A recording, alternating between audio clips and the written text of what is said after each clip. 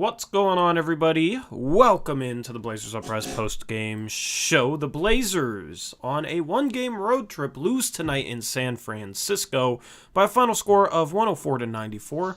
This was a game where the Blazers were shorthanded once again, without Damian Lillard, without CJ McCollum, without Anthony Simons. Cody Zeller missed this one as well. Nasir Little came back and had a huge first half, 18 points on 5 shots in the first half, was perfect from the field, had 10 free throws in the first half, looked phenomenal in his first action in a while, and then left the game early in the second half with calf cramps, and the Blazers fought hard all the way in this one. This was a more competitive game than I was expecting, but they still end up falling short, and this game I'm okay with.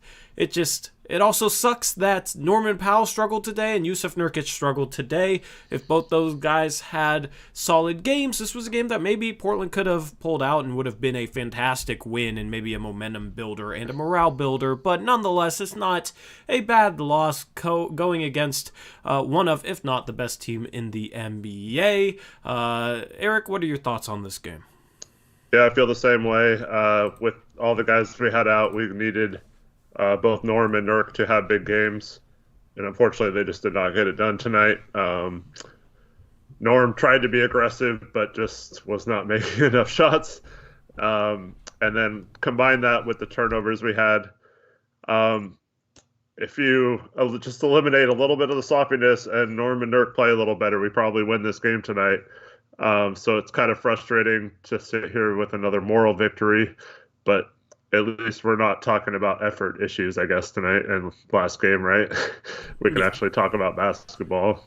But. Yeah, I mean, there were some times for a couple of players where the effort was questionable, but for the most part, it's been better than what we've seen the past few games in which Portland has struggled. So hopefully this, and especially on the road, this was probably the best effort we gave on the road, and it's not surprised that it's coming from guys that don't normally play as much. You know, Nance Jr. plays 42 minutes tonight, and he's known as an effort guy, and he was overall pretty solid in this game, was a minus 18, but, I mean, he had 12 points, 6 rebounds, 5 assists, 5 for 9 from the field, solid defensively against Steph. Steph, by the way, finishes 8 for 19, shooting 6 for 17 from the three-point line, 22 points. So you'll live with that, absolutely. You'll live with Steph shooting like that from the field and from three. There was talk about how Steph might get up 30 three-pointers in this game and is going to try and make 16 to break Ray Allen's all-time three-point record. He didn't get close. So disrespectful.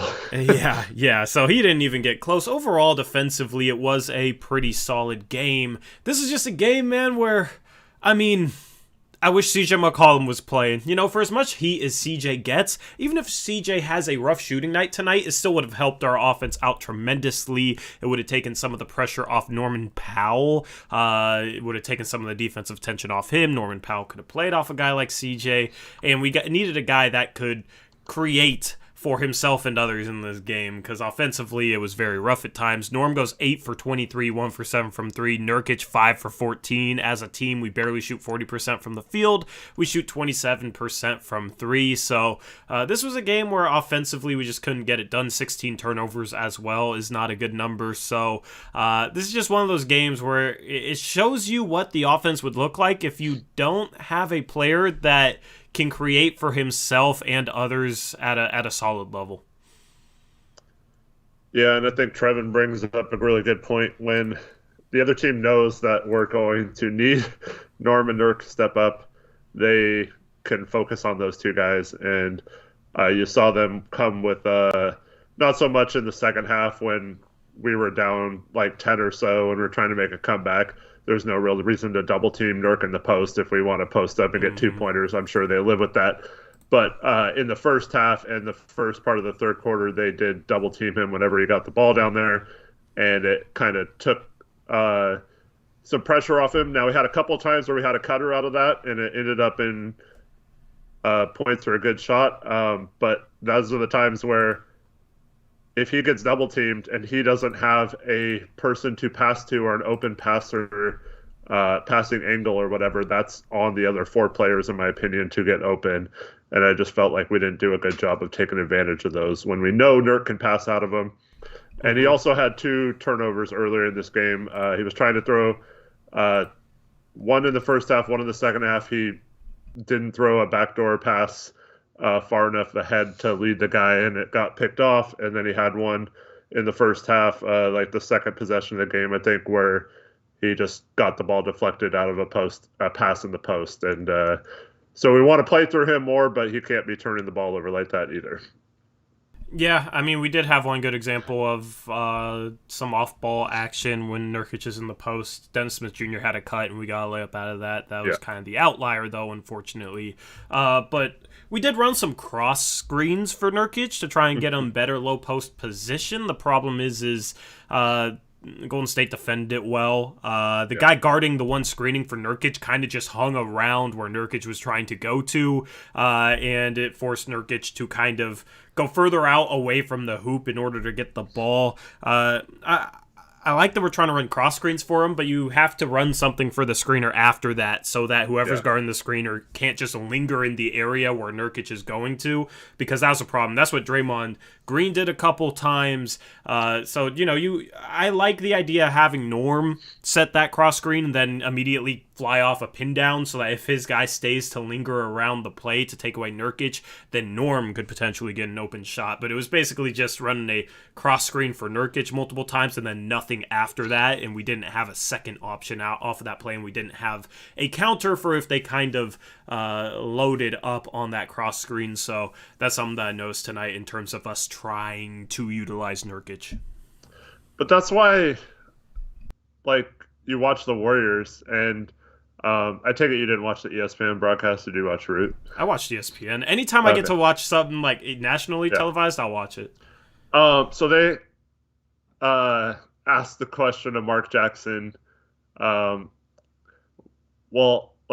he kept talking about how, look at all this off-ball movement, it's constant motion, it's constantly getting people open. And he's like, well, why don't other teams do that, right?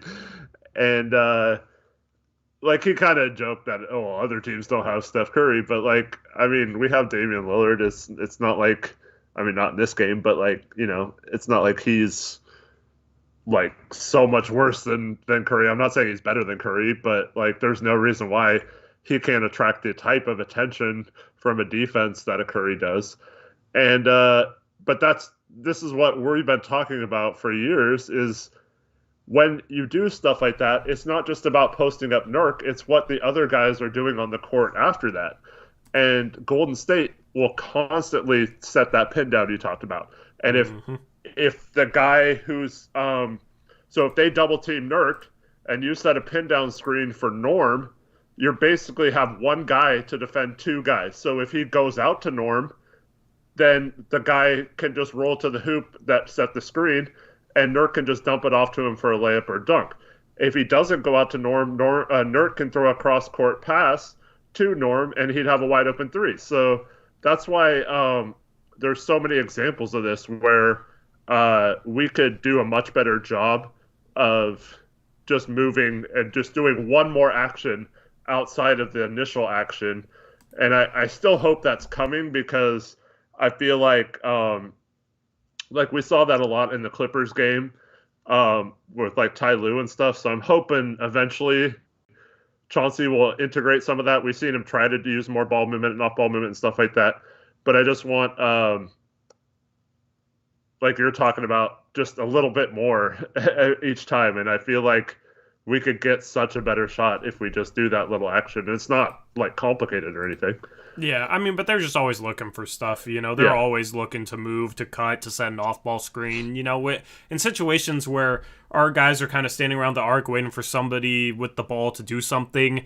Golden State's guys are like, okay, how can we get some sort of action that can get somebody open? It's just kind of a mindset, and they've been conditioned to play like that because, that's why I really like Steve Kerr as a coach, man, because they'll bring in Jordan Poole. He's a young player, but, he plays that style really well. Juan Toscano Anderson plays that. But he didn't come into the Warriors. Yeah, he didn't. It's not like he was thought of this that way before he went there. That's why people in chat saying that, we just don't have smart enough players. Well, that's not necessarily the case. Well, that's my point. Is they bring guys in that aren't aren't anything special as passers or movers or whatever. And Wiggins. yeah, I mean, Wiggins is one of those guys. He plays into their style. Before that, he was just an ISO-heavy, inefficient three-man, But, I mean, look at how he's playing for them. Look at the type. Just compare how Wiggins plays now compared to how he played in Minnesota. It's night and day difference in terms of the style of basketball. You look at just some average guys that they got. Toscano Anderson, Jordan Poole, Otto Porter Jr. is fitting in well. Bielitsa fits him perfectly, and I predicted that because Bielitsa already kind of played that type of style, but they'll recycle players and they'll still play the same style of offense. Now, they've had a couple down years because they just had no offensive talent outside of Steph. And that's the thing, is a guy like a Draymond Green isn't as effective if he doesn't have better offensive talent around him to kind of distribute to and run things through. But, you look at them now, and I look at their roster, and outside of Steph, it's not anything that special. It's just the way they play offensively is phenomenal. It's the best offensive system in the entire league. No doubt about that. And that's part of the reason why they're sitting here after tonight, 21-4. Yeah, absolutely. But we did a decent job of defending it, man. I gotta give our guys some credit. Golden State shoots under 40% from the field. They shoot 39.8%. They shoot 30% from three. Now, they missed some quality shots, but for the most part, we did as good of a job as we could, kind of getting through screens, switching when we had to, but not, on at every chance. It wasn't like we were trying to switch everything, but there are situations that the Warriors put you in where you have to switch.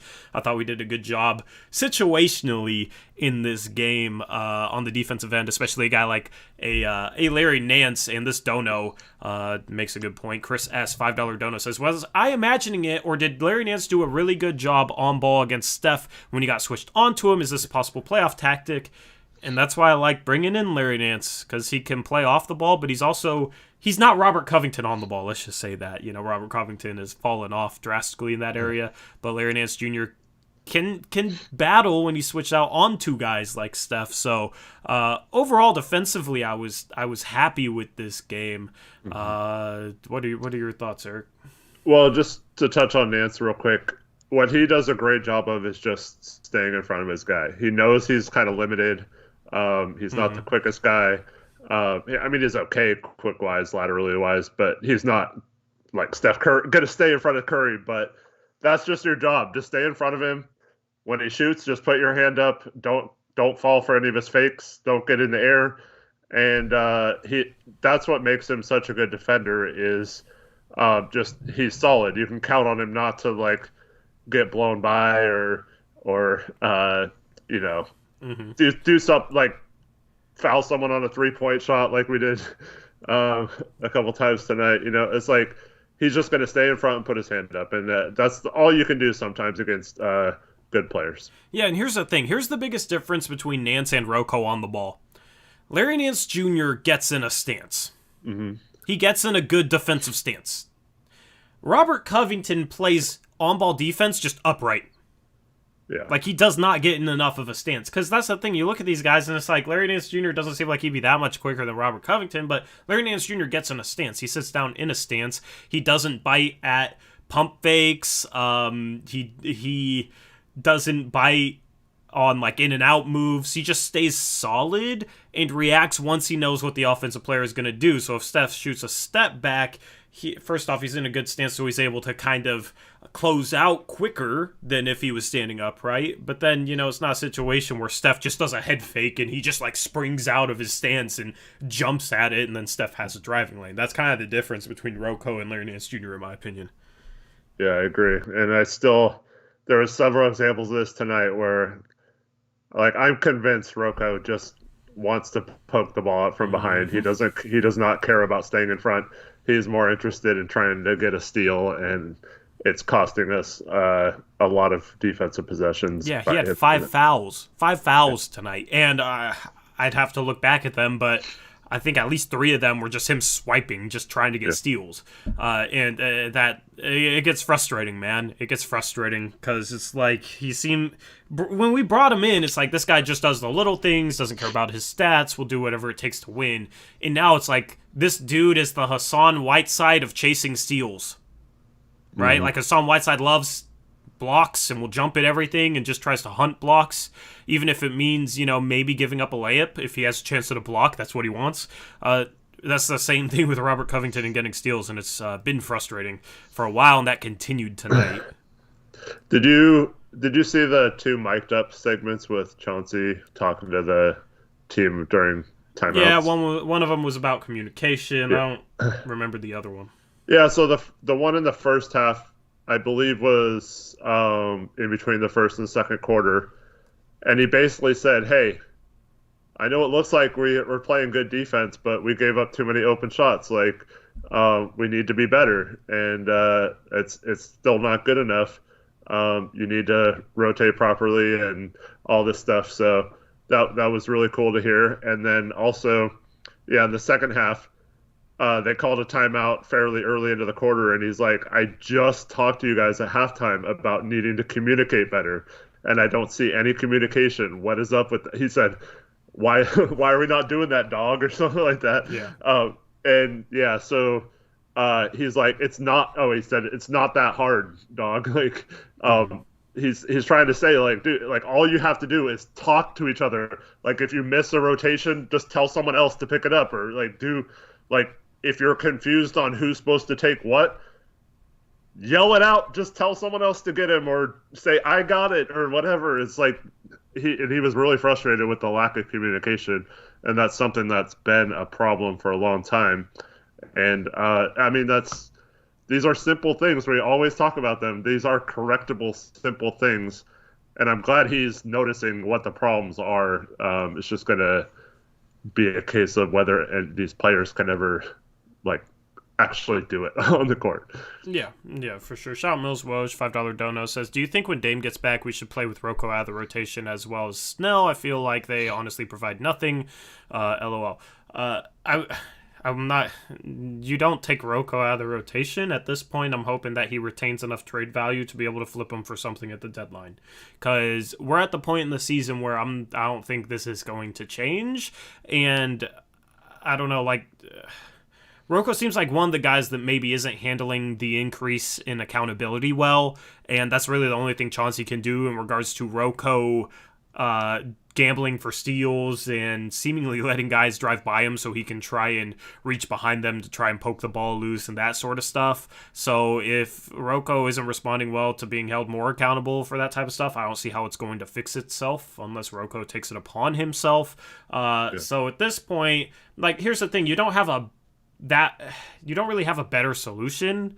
Like, you play Larry Nance Jr. 30 minutes a game, but he's going to play a lot of small ball 5, which is probably his best position on this team. So it's not like Greg Brown would be more of a positive impact than Robert Covington, right? And here's the thing, if you take Robert Covington out of the rotation, other GMs are easily going to be able to notice that, right? Yeah. And he's not going to have any trade value. Whereas if you keep him in the rotation, you can pitch another GM. This is what you said last stream, Eric. You can pitch another GM on, he has struggled a little bit defensively this year, but that's because he has to cover for so many of our perimeter mistakes. If you put him in a lineup with better defensive players, he's really, really good. You can sell him. Right. You can sell him. And here's the thing is, as far as his shooting goes, he's streaky on a week-to-week / month-to-month basis. And right now he's not shooting the ball well, but, if he goes on a hot tear, especially if it's leading up to the trade deadline, that's probably going to help his value as well. So it doesn't make sense to take him out of the rotation. Yeah, you can do stuff like when he does mess up on defense or something, just take him out, and it might not be noticeable overall, but behind the scenes you can use that. But yeah, I don't agree with just flat out benching him right now. Yeah. Especially with the lack of players we have available at the moment. Yeah. We don't really have an alternative. So let's look at the team stats. Yeah. Shooting numbers, both teams made 33 field goals. Thing is they made 6 more threes. So that's an additional 6 points there. They made 4 more free throws, right? They got to the line 31 times, made 24 free throws. We got to the line 28 times, made 20 free throws. Nas struggled from the line. Norm missed a couple free throws. They also got 2 more offensive boards. So in terms of shooting efficiency, it actually was pretty even. They just got up more threes and made a slightly higher percentage.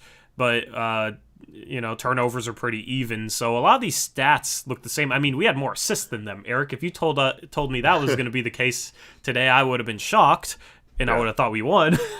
But, I mean, 23 assists to 22. So, it just came down to we didn't have guys that could knock down a three. Larry Nance Jr. missed a couple open threes. Norm was 1 for 7 from the three-point line today. I think that was pretty much the game right there. Yeah, especially in the first half, all the missed free throws, I think, really hurt us. We probably would have had a lead at halftime and maybe had a little bit more momentum going in, although we did end the half on a strong note. But, yeah, missing 8 free throws in a 10-point game, even though you could say the same for them missing 7. But I just thought, Norm missed at least 3, I think. Nas missed 4 or 5, I think. I got it right here. Norm missed 2. Okay. See, this is what I was talking about. You remember that stream where I was like, it always seems like Norm misses more free throws than he's actually missing. He was 9 for 11 today. That's not bad. A lot, yeah. Yeah, it always feels like he misses more. Well, 2 misses were in the first half, I think, so it just stood out more. And he makes free throws where they'll hit all around the rim, and it kind of feels like a miss. But he was 9 for 11 from the free, so he missed 2. Nas missed 4. Yeah. Nas started from the free throw line. That was all on the free throw line. Yeah, Nas started 1 for 5 from the free throw line. That's the thing. He had 18 points at half. He could have had 22 at half on 5 shots if he just made all his free throws, which is insane. Yeah, so that's the one thing that stood out to me. And then also, we did a pretty good job, I guess, of limiting their fast breaks off our 16 turnovers. But once again, we're terrible at taking advantage of their 16 turnovers. So defensively, I thought transition defense was about as good as you could get against the Warriors. So I was happy to see that. But offensively, when a team has 16 turnovers against us and the game's kind of sloppy, we just have to find a way to get more points and easier buckets off those turnovers. Yeah, because only 11 points we scored off their 16. That's less than a point per possession. So that's definitely not good.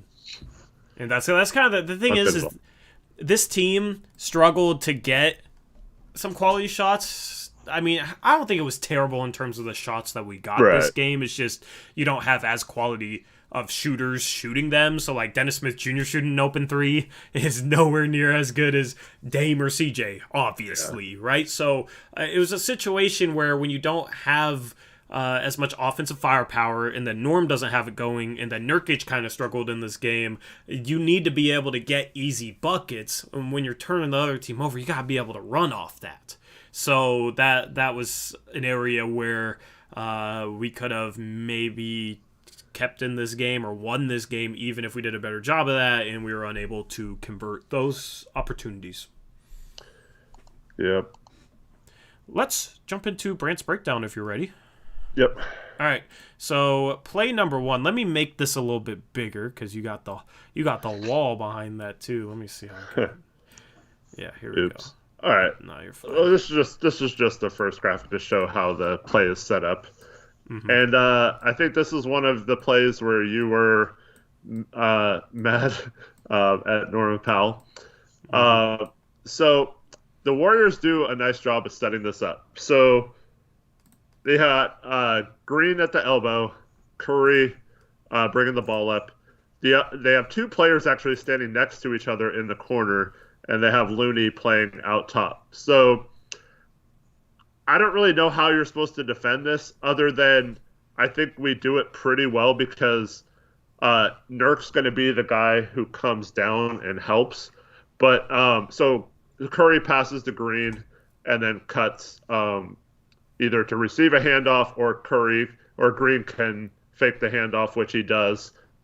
But at this point, one of the things is Dennis Smith has to stay in front of Curry here. He can't let him get positioning in front of him when they have the floor space like this.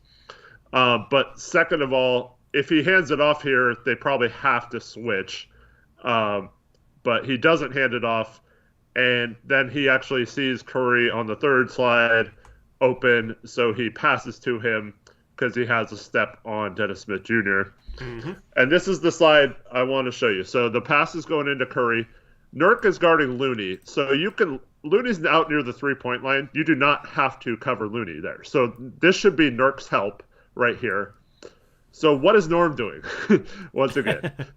So Norm doesn't need to be there. So we have three guys now on Curry or helping onto Curry when we don't need to have three guys there. Nurk can handle this. If Curry passes to Looney right here, we're fine because Looney's not going to hit a 20-foot jumper. And if Looney dives, Nurk can still recover back to him. Yeah, and I will say this. If Looney isn't on that side of the floor, then it is Norm's responsibility to kind of be in that position. Yeah. So I think Norm is just going off that instinct here. I'll show you that in a play later. The second play will be an example of that. So right here, Norm shouldn't be there. That's Nurk's help coverage. And he can see Nurk. Yeah, and this is what Chauncey's talking about. These two need to communicate. So Norm's got to say, okay, you got that, and vacate. Or Nurk's got to tell him, get out of here, something. I don't know. Maybe Nurk doesn't even see him here, but I don't even think it's necessarily where they have to communicate on this specific play, because Norm could see him. Norm just has to realize, okay, Nurkic is helping. I'm going to get out of here. Okay, yep. But talking is always helpful no matter what the situation. That's what Chauncey's trying to say is just talk it out. Don't get stuck after the play being like, my bad, So as you go to the next slide, Curry's going to catch this ball, and he doesn't have a shot. He goes baseline, and we have, three guys collapsing on him underneath. Looney has set a pick for Poole, and now Nas inexplicably comes in here too. So he's got to either get corner on this or be up top. We don't need four guys in the paint when they only have two guys in the paint. So we have at least two guys out of position right now, and it's basically Norm and Nas that are out of position. And Curry has two options here. He can throw to the corner. Nas has his back turned. Wiggins is probably going to get that three, but instead he passes to Poole at the top of the key. And in the next slide, you see how open Poole is because we have two guys out of position. Nas and Norm both go to the corner guy, even though the pass didn't even go to the corner. And Rocco actually played this play perfectly. Nurk played it well. Dennis Smith played it fairly well, except for letting Curry get a step on him. And then this is the result of just two people messing up on the rotations on the backside. And so this play doesn't end here, though. So Poole's actually going to miss this shot. So this is an example of a play where we give up, we just have a horrible defensive possession, but they miss a shot, right? So it's going to happen, right? But box out, right? So go to the next slide. Only one person here, Yusuf Nurkic, finds a guy, boxes him out, right? You got Nas just standing there. He lets Wiggins come in and get position on him. Dennis Smith Jr. is just standing there. Norm's not boxing out either. So the ball's going to bounce off the rim and go over Nas's head. Curry catches the ball. And at this point, Curry was 0 for 4 from 3. He had not hit a single three. It was one of those games where he was obviously pressing. So he backs up obviously to the 3-point line. Instead of a good closeout, Nas runs at him, jumps at the pump fake, flies by him, and Curry gets an open three, knocks it down, and then proceeds to hit several other threes in the half. And this kind of got him going right here. One, we're bad rotations by two people. Two, not boxing out and not getting a rebound. And three, bad closeout and just kills us. So against the Warriors, you can't make this many mistakes on a defensive possession because a guy like Curry will kill you every time. Yeah, and here's Golden State does a really good job of this. And this is what I noticed in my last film breakdown I made. Like, they do a really good job of loading up one side of the floor to like this situation you'll see a lot. And if anybody watched my film breakdown, which is for members only, so if you want to watch it, hit the join button below, become a channel member. You'll notice that like a lot of times it's Draymond and Steph on one side of the floor and 3 guys on the other side of the floor. And that makes it so that if they trap Steph, Draymond has a lot of space to receive the pass. And then the other thing this does is it creates confusion as to, okay, who should rotate? Because a lot of times off the ball, weak side, you're used to having 2 players. 2 players weak side off the ball. So, okay, the guy who's guarding the corner rotates in. The other guy over there takes the first pass out. And then the guy that rotated in takes the second pass out. Pretty simple. That's called Xing out. You'll hear Chauncey talk about it and whatnot. But they load up one side of the floor. And now they also do a really good job with like 3 guys on the weak side at screening amongst each other and cutting in a way that causes confusion, and it's hard to guard. So like in this scenario, you want Nurkic obviously helping down. The problem is in this situation, Looney cuts a lot, right? So if Nurkic helps onto Steph, it's tough because you kind of got to account for Looney. But right now, that like Nas can guard the 2 guards because they're there, but the problem is they move and Looney sets a pick for one of them. So this is why you don't want to end up behind the play if you're Dennis Smith Jr. You don't want to give up this pass because you have to commit a second defender to help there, and then it's a 3-on-2 off-ball weak side. You have to count for Looney diving, but like this should be Norm accounting for Looney diving.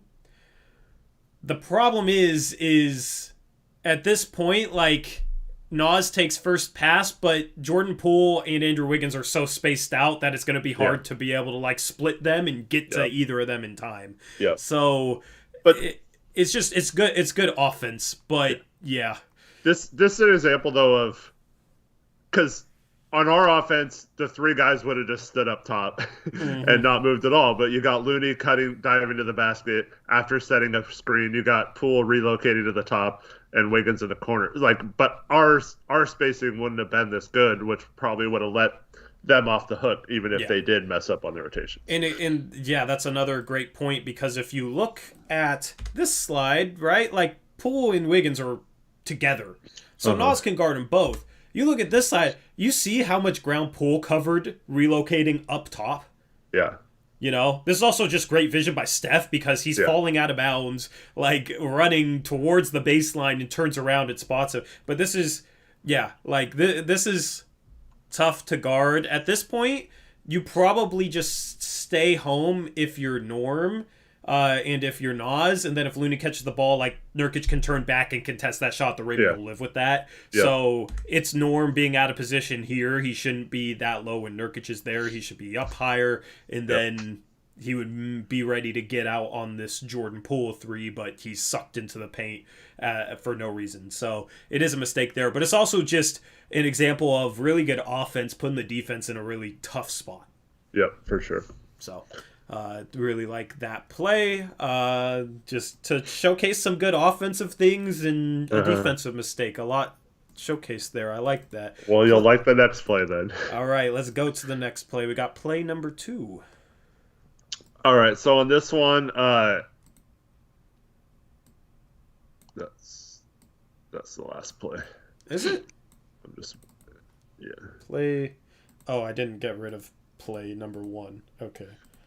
There we go.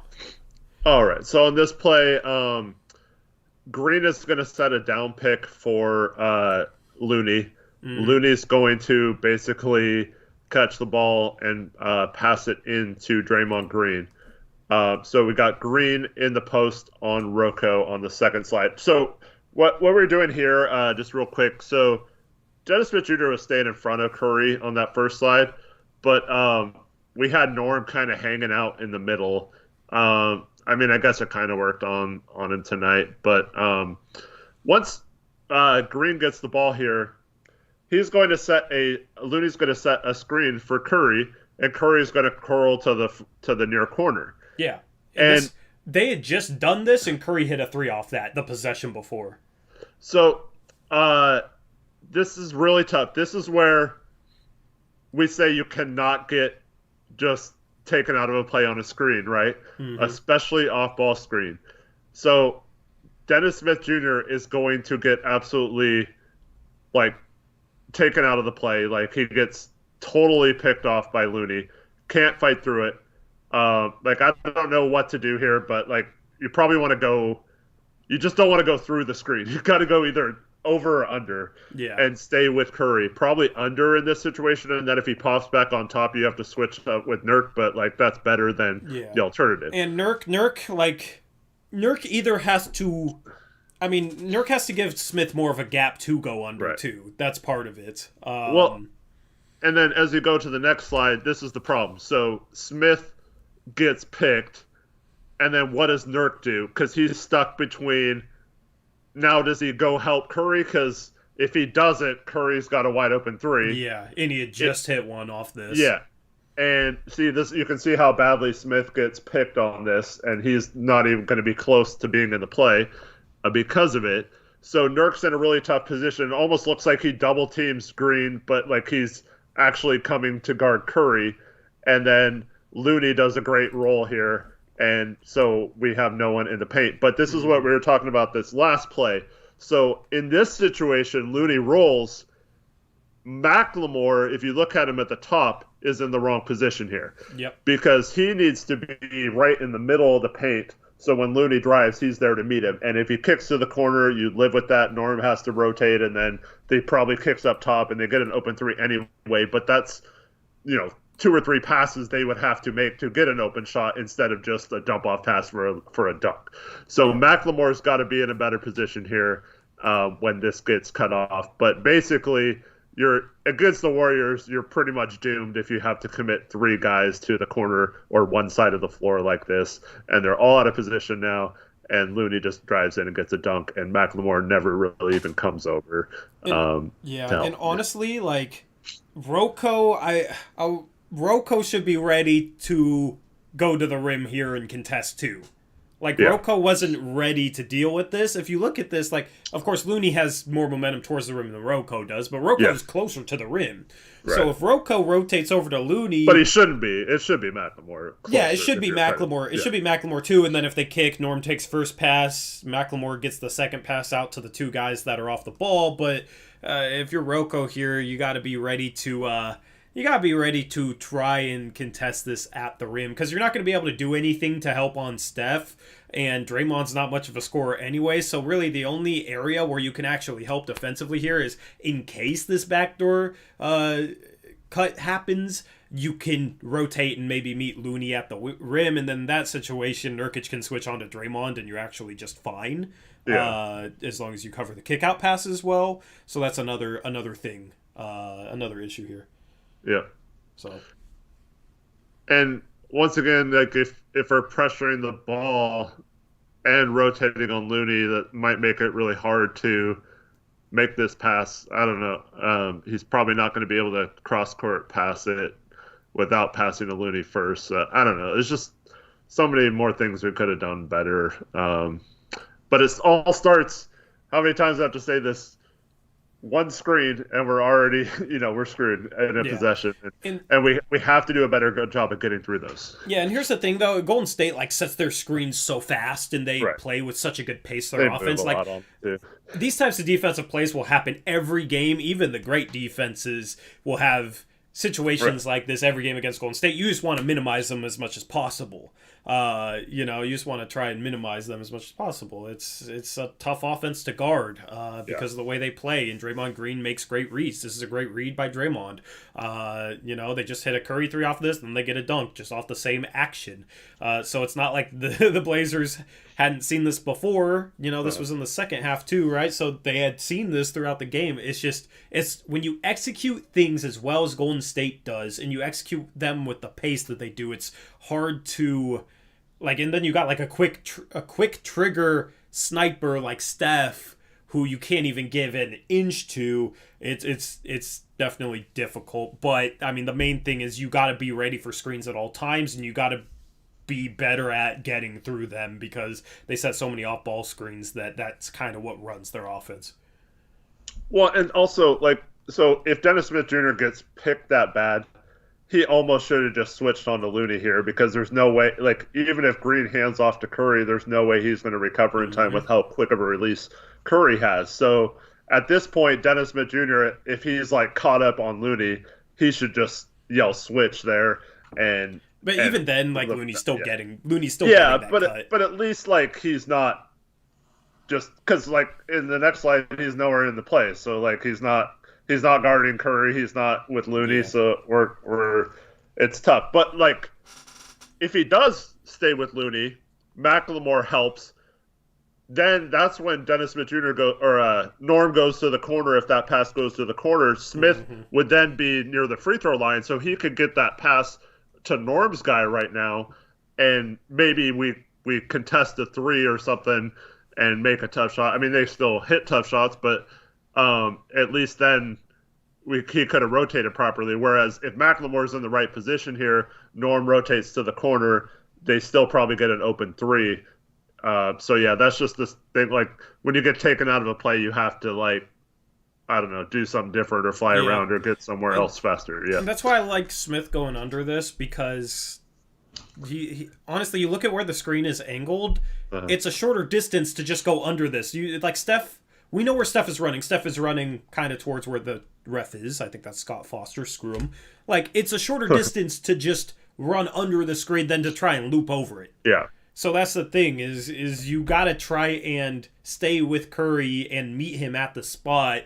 I feel like we don't know the right angles to take in certain situations. Like even a good defender like Dennis Smith Jr. still like struggles with this. So that definitely can improve as well. Like just go under this, and that then if you have to switch, at least you're under the big. If you're Dennis Smith Jr. and he doesn't have that role, and then you have a mismatch with Nurkic on Curry, but at least it's not a wide open dunk or a wide open three. So if you're trailing Curry, it probably works if he's going right to left. But if he's going left to right, there's no way you're contesting a trail because like he's going to catch the ball and it's going to be up within like half a second, right? So and it's the hand that's furthest from you. So yeah, I don't like going over on off ball screens when he's going left to right in those situations. And that's the kind of detail in scouting reports that we should know. I mean, it's hard when you're getting screened like 800 times in a game because they do it every possession, You just gotta get there the fastest. Whichever way gets there the fastest, you gotta do. Like in my opinion. So, good old dunk for Looney there on that play, man. Yeah. But that's good offense. See, like honestly, if we trade for Ben Simmons, we need to run this action with Simmons in the post and like Nurkic screening for Dame. But this is like Looney. Like Looney helped initiate part of this too. Yeah. It's like getting the ball. Like it's not like they needed some magical person to help there. Mm-hmm. Yep. So I mean, that's the thing. It's like if you go out and trade for Ben Simmons, which I don't know, I feel like that's less likely. I don't know with CJ's injury and all that, but you gotta just look at Golden State and try and do what they do. And Dame has to get more comfortable doing what Steph does, in my opinion. So anyway, that's Brains Breakdowns. We almost got the player cards ready. Shout out David Lester, $5 dono, says, can we continue this positive play with role players when Dame and CJ return? Maybe this rough patch leads us to be the team we need to be. Appreciate the $5 dono. David, what are your thoughts on that, Eric? Yeah, I actually think, I mean, with Dame in particular, I believe he's going to come out and want to prove something. I think we're going to see the old Dame. I mean, just watching the game, I feel like he's super intense right now, and I just think he's going to be a different player when he's back, especially if the injection he got today helps him not have as much pain out there on the court. I just think he's ready for an explosion. I think he's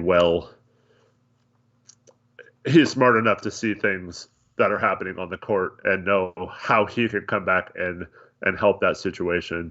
So I think we're going to be a better off team maybe in the long run, hopefully, by some of these other players, having to go through some of these things. Uh, so yeah, I'm kind of excited for Dame coming back, and all other people's talking about our losing streak or the stuff like that. I mean, I don't hear many people having the context of how many people we had out tonight too. Yeah. And that's the thing is our record doesn't look good right now at 11-15. Obviously, it doesn't look good. Yeah. But I mean, a lot of teams are iffy this year, and if you look at the Western Conference right now, like, oh my goodness, we're in 11th place. We're even a half game below Sacramento. We are 3.5 games out of 4th. Okay, Yeah. we're 3.5 games out of 4th. That number keeps getting bigger, so you don't want to get it. You don't want it too big, but apparently it looks like Dame's going to play on Sunday, so hopefully him coming back will spark the team. Yeah, and that's the thing. It's very, very early.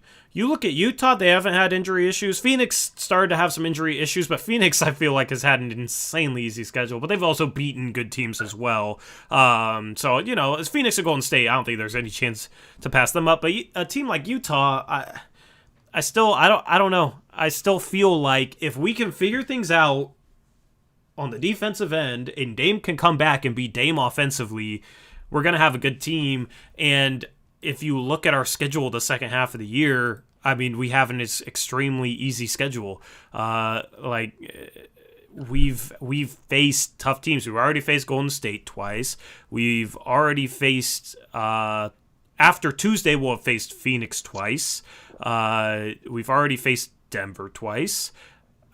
I don't know. There's not that many elite teams, so it's kind of hard to actually go through and look at okay, we faced good teams a lot, but I don't know, man. It's just a situation where overall, I mean, we have a stretch where we have 10 games at the end of the season, and they're all against the Spurs, the Rockets, the Thunder, and the Pelicans. Okay?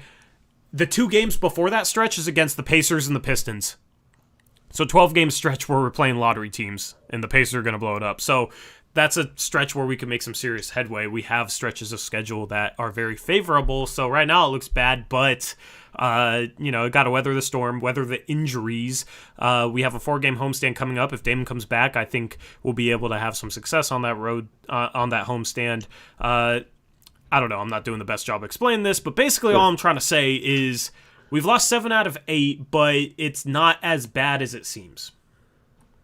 Yeah, I mean, all the front office dumpster fires too doesn't help. Yeah, but we got rid of the this is what I said in my video, in my ramble. Yeah. If you guys haven't watched it, go check it out after the stream. But we've got rid of the cancer, GM wise. I don't think it gets worse from here. I think it's all up from here. It can't get worse. And if you haven't heard, there is a press conference tomorrow morning with Joe Cronin, Dwayne Hankins, and Chauncey Billups all expected to be there. So, yeah, it'll be interesting to hear what they say. That's just weird, dude, because it's I mean, if you said this, I don't know. I always like to think back if you said this, 7 months ago, in April. November 1st, yeah. Well, I mean, November 1st even. Yeah, November 1st even. But even just thinking back to the start of this year, if you said, press conference with Chauncey Billups, Joe Cronin, and Dwayne Hankins, we would have been wait, is Chauncey the GM? Is he the coach? We got Chauncey. Did we fire? Where's Olshey? Where's Stotts? Where's Chris McGowan? All 3 of those roles have been replaced. It's weird, man, because those guys were here for a decade.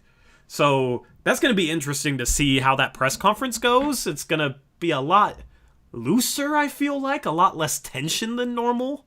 And, I mean, we kind of know why that is, but it's going to be interesting to see how that press conference goes down and what's asked and what they say. It's at 10 a.m. tomorrow. I'm assuming it'll be, on NBA.com or the Blazers YouTube. We'll talk about it. We'll talk about it on Blazers Uprise Live. Yeah. We'll have a stream going live around 3:30 p.m. tomorrow. only 3 games for picks against the spread, so that segment will be quick. And then we can talk some trades, but we'll talk about the press conference tomorrow on our second channel, link in the description. Make sure you go subscribe. Now is the best time to subscribe, as that's where a lot of our trade talk is going to come, and that's where we're going to talk about that press conference tomorrow. Yep. So, ready to get into the cards?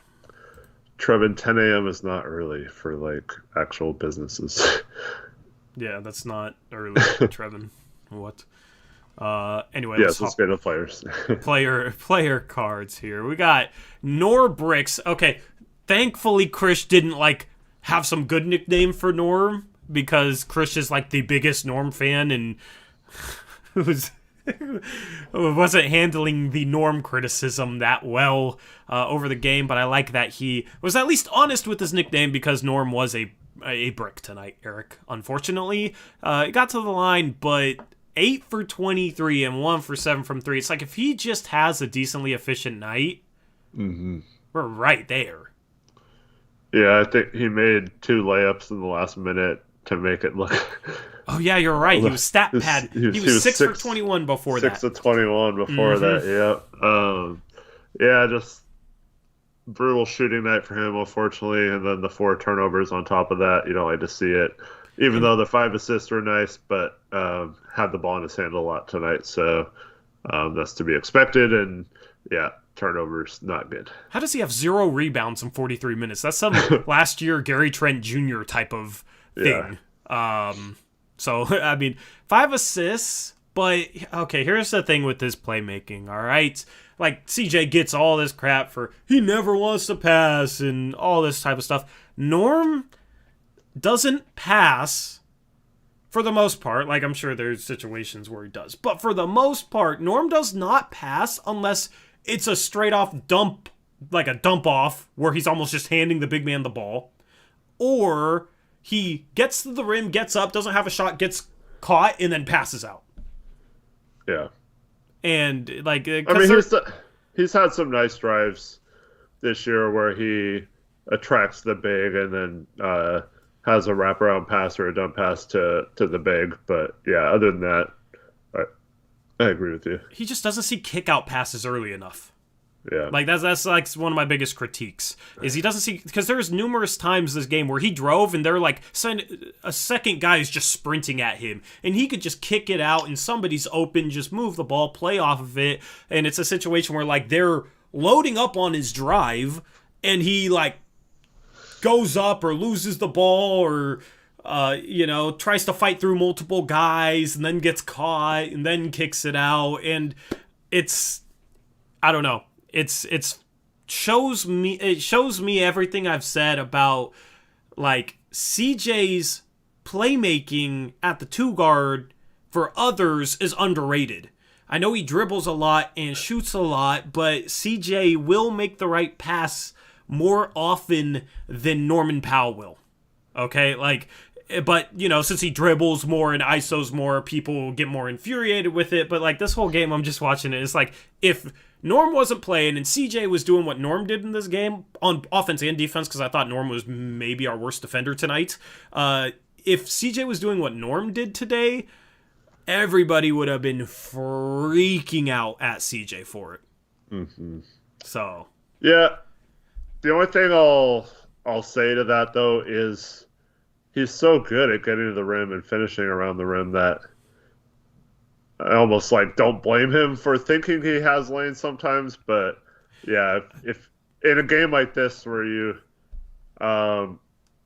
need him to be more of a facilitator, he probably shouldn't do it as much as he did. And then when you're struggling and not hitting many of them, that hurts too. Yeah, but, like, here's the thing: when you got Dame and CJ on the court, defenses aren't going to collapse as much. Yeah. So he's able to get to the rim and finish and be as efficient as he is, Eric, because CJ's out there and because Dame is out there. And that creates more spacing for him around the rim to just attack and finish. So that's the thing is, like, people have made the argument that, oh, you got to take away some of CJ's shots and just give them to Norm. Norm needs to take CJ's shots. But basketball is never as simple as, like, okay, you take away X amount of shots from CJ and give them to Norm. Because CJ's better at creating his own shot than Norm. Norm is a guy who plays off of people and benefits from having better players on the court, but if Norm has to be that guy, which he was tonight, and even last game he's 10 for 24, he's not efficient.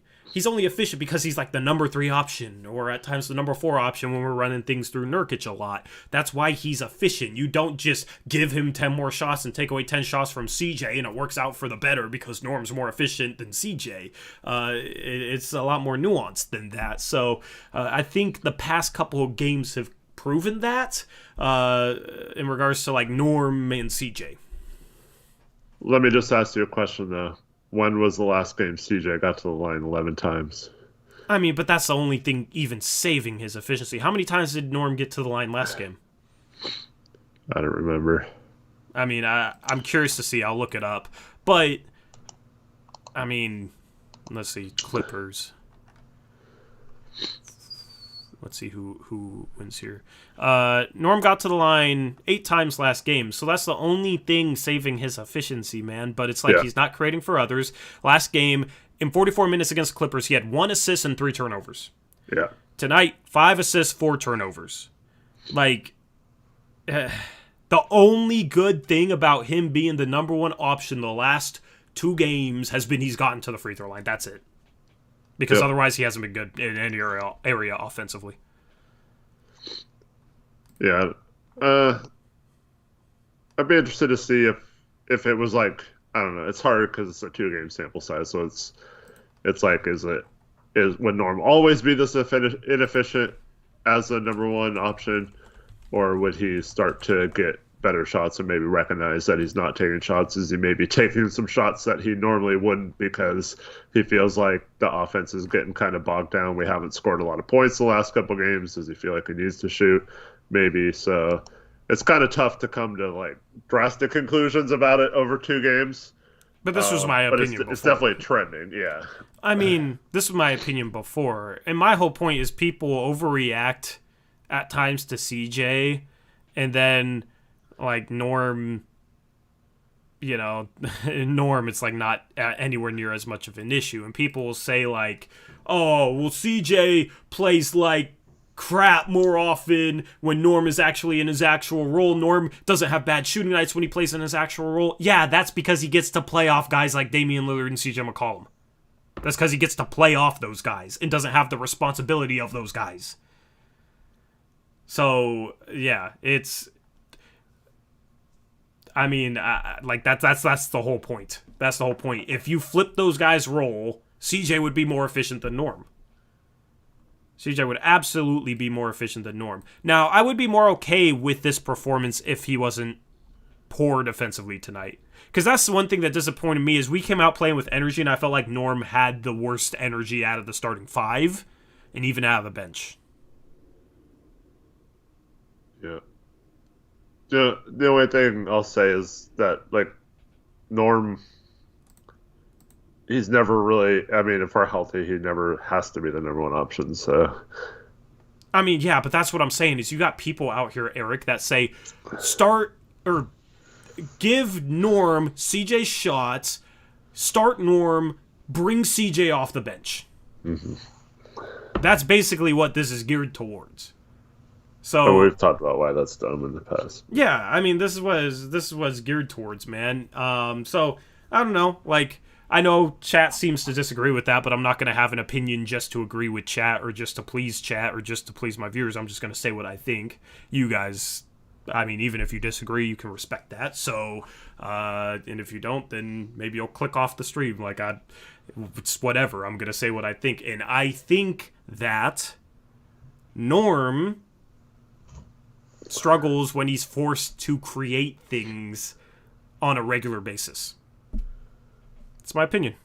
Struggles more than even CJ does. So, anyway. But, you know, you got CJ sucks and all that in the chat. You're very quiet right now, Eric. Well, I mean, these 2 games, Bureau says these 2 games showed how lazy our starting guards are on D. I mean, we've given up just as many open shots as we normally do. Like tonight, we got super lucky that they missed a lot of good shots. So I can't. Once again, it's 2 game sample size. I don't agree with that at all. But Yeah. I like Norm being the number 3 guy offensively. It fits him. That's what he is. So hopefully we can get CJ back soon. Hopefully Dame comes back Sunday, because I don't think these bad shooting nights will continue, but that just, the narrative that Norm is more efficient, so he should be shooting 25 shots a game, doesn't work for me, because, okay, he had to shoot 25 shots a game the past couple of games and was inefficient. That's what I'm referencing with this argument.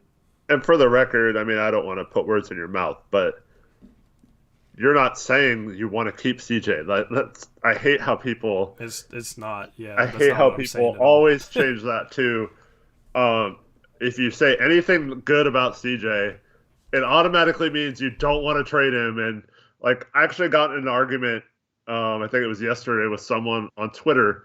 I was like, I'm all for trading CJ. I just think like this or whatever. And then he's like, I can't believe you don't want to trade CJ. Like, what are we doing here? Why would you not want to trade him? I said, I literally started off my statement with, I am cool with trading CJ. Like, I don't know what you people want from me. Like, it is frustrating because, this is a case where you're saying Norm is better than number 3. So if we trade CJ for a better number 2, you're fine with that, right? As long as that person is better than Norm and Norm's in his normal role, right? Yeah. That's what you're trying to say, not that you want to keep CJ and Norm and you don't want to change anything. Like that, people just make conclusions based on like statements that you're trying to say. Like, and it's the same thing that happened with Olshey. It's like, oh, the great trade for Larry Nance.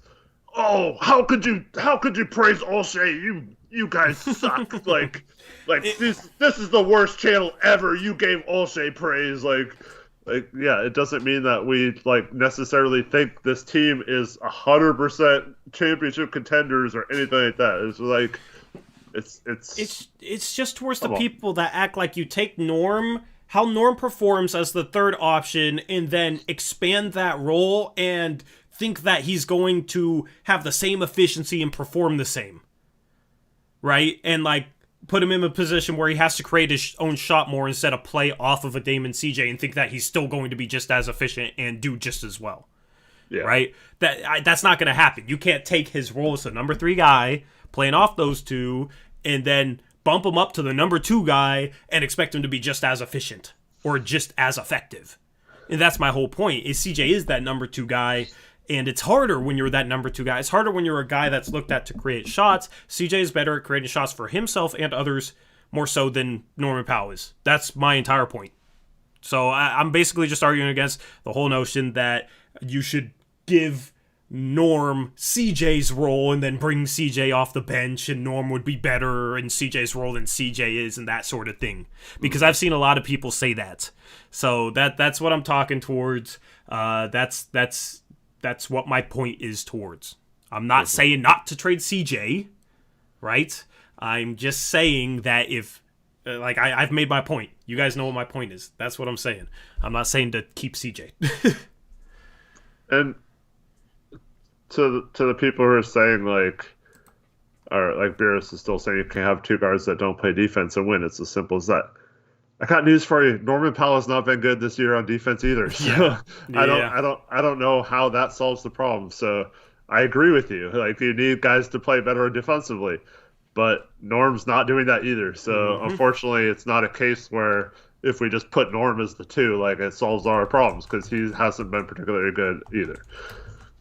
Yep, and this isn't just based on the last 2 games. I was saying this before the last 2 games. I was trying to make this point. I'm just saying that these last couple of games are an example that you can look at to kind of see my point in terms of the play on the basketball court. I mean, we've been at a talent disadvantage too. So, I mean, I'm proud of the team for playing hard, and they have shown some things that when they move the ball and communicate on defense and stuff, that they're actually capable somewhat of doing things that we want them to do. It's just, I just think they need their players back, and they need them all to play well. They don't. I mean, we need both.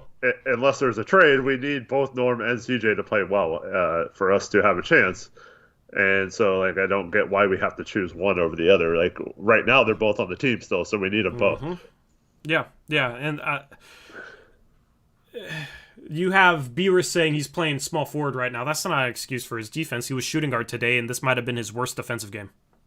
Like, Norm was rough defensively tonight. And this sucks because the rest of the team was okay. You look at... I have an issue with just looking at them scoring 104 points and assuming we played good defense because, I mean, one of the Brant's breakdown plays was Jordan Poole missing a wide-open three.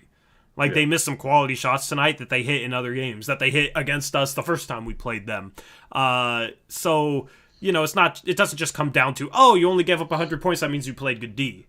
Right? Sometimes teams miss shots, believe it or not.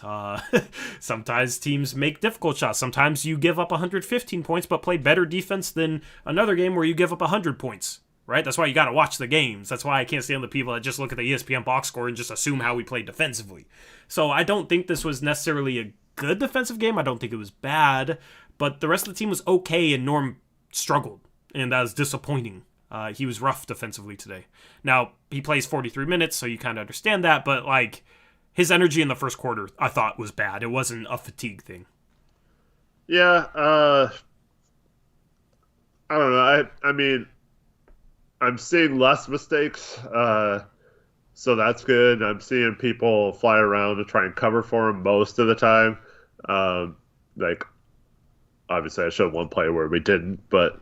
a lot of the times we are doing a lot of good things that we weren't necessarily doing at other points in the season. So I'm hoping once we get that talent back that everything will be fine.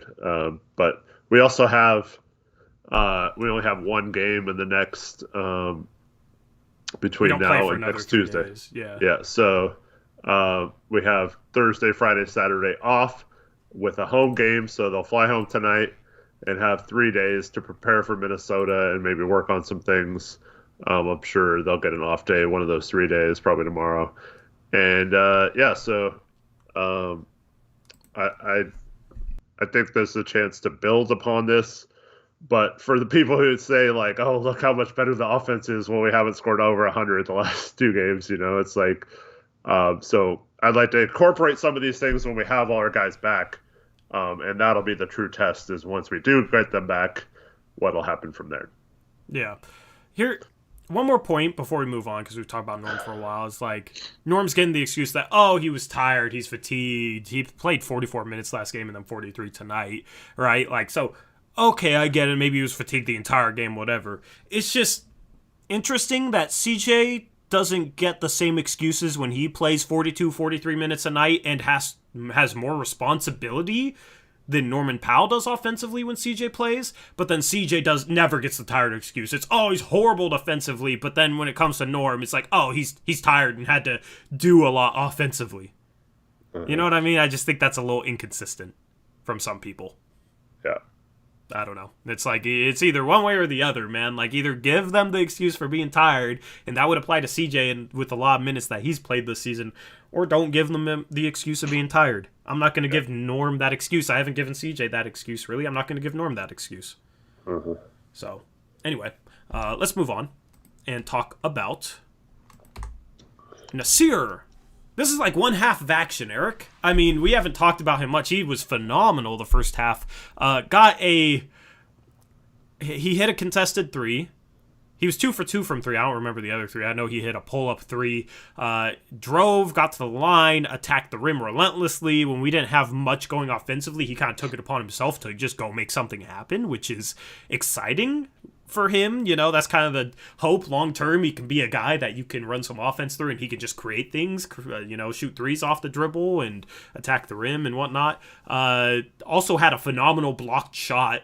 He looked like a rim protector, man. Everybody on this team seemingly has had good moments getting blocked shots around the rim, so it was very fun to see him come back and play really well in the first half. Now he's 0 for 3 in the second half, so I was kind of expecting him to cool off a little bit. I didn't think he was gonna go perfect from the field and have another 18 points on 5 shots in the second half, but overall it was a very good first half, and it's a shame that he wasn't able to complete this game. Yep, and great first half. I'll just start off with my. I don't know if it's negative or not, but man, if he just stops getting, he's the worst on our team off ball screens on defense. Like he just gets completely taken out of plays, and that happened several times and gave up open threes in the first half. But like, if he can just figure out how to not do that, this guy has really high potential, and I think he flashed some of that tonight. And I think he kind of surprised the ESPN announcers with how he was carrying us in the first half. And it's just a great game from Nance. The only other thing I'm worried about is, man, it seems like he has these nagging injuries all the time. It's like always something, you know. It's like tonight is a cramp, a calf cramp that takes him out of the game. But I get it. It was his first game back. Right. He played a lot of minutes in a row, but I'm hoping this isn't a trend that's like just there's always something wrong and he's not capable of playing through minor injuries or something. It's just because some players are like that, but hopefully that's not the case. Hopefully it's just like them being cautious with him. I mean, calf cramps are tough to play through. I had calf cramps in a rec game a couple weeks ago, dude, and it's miserable because it's like you go and jump. Like whenever you just try and jump up, it's just absolute pain. Like you can't jump. You can't your first step. You can't explode. You just can't do anything. There's certain situations where it's like fine, you know, like defensive sliding. You're not using your calves that much. So there's certain situations where you're fine, but calf cramps are tough to deal with, and if they're not going away, then, I mean, I understand why he didn't play the rest of this game. Could have been a dehydration thing, could have been maybe he was favoring the ankle, maybe it wasn't 100% yet, but he was playing on it, so maybe he was favoring it, and that caused, you know, him to cramp up, because did he roll his right ankle or his left ankle?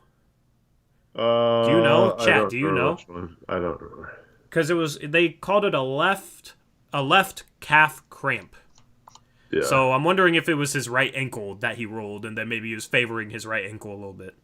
So I don't know. You know, that's tough, and he does get these little injuries seemingly all the time. So I mean, hopefully he's not injury prone, but you know, he's had a lot of issues with that for sure. Because I was like, last year he has that 30-point game. And then he has got like a minor injury and doesn't play for a few games. And every time it's like, okay, here's Nas, he's going to make a big step. And then it's like, he can't play for a couple games. And so I'm hoping that changes. But yeah. Fingers crossed for that. Let's move on and talk about Dennis Beyblade Smith Jr. 12.6 boards, 5 assists, 2 blocks for the point guard, and a steal. 5 for 9 from the field, 0 for 2 from 3. Did have 4 turnovers. He's been a bit turnover prone, 4 personal fouls. I like it when he attacks Eric. I hate it when he shoots threes. Yeah. Unless there's 3 seconds or less on the shot clock. It's tough. He's so open. But yeah. Still, his form is bad. It is, dude. It's starting to go He leans like this way, and I don't know. If you go to a Blazer game and sit baseline, hopefully you get to see him shoot free throws. You don't realize how much he leans until you see it straight on. But he leans to the side and kind of shoots with the ball on the other side of his head, and it's just weird, dude. It's like it's not as bad as Lonzo in terms of his set point, but he leans with it too. It's just his form doesn't work. He was wide open, Eric, and barely hit rim. I mean, I don't know. I might have more confidence in me hitting an open 3, with how bad he missed that one. I'm just kidding. Of course you would. I shot well last night, bro. I finally kind of figured out how to fix the hitch I have in my jump shot, Hopefully Dennis Smith Jr. can do the same and stop leaning. He's kind of like, you know how Mo Harkless leaned? He's worse than Mo Harkless in terms of leaning to the left. So I don't know. If he could figure out how to shoot, he'd be very deadly. If he could shoot off the dribble at a high clip, he would be an NBA starter, in my opinion. Like, because he can blow by guys even when they're sagging on him. I just don't want him shooting threes unless there's less than 3 on the shot clock, because when he drives, good things usually happen. Like, he's able to drive and score. He's able to finish around the rim. He can suck in the defense and create. He is a bit turnover prone, but it's a lot better than him shooting threes. Yeah, it's almost like when he thinks about his shot, it's worse because he had a play last game where he got a screen near the free throw line and just pulled up from like 15, and it actually looked kind of smooth, and he was like straight up and down. So yeah, if you could find a way to figure out how to do that more often, I think it would be nice. But yeah, unfortunately, he's going to be super inconsistent with that form. It's going to be hard to ever be consistent with it. But what do you think of his play outside of that?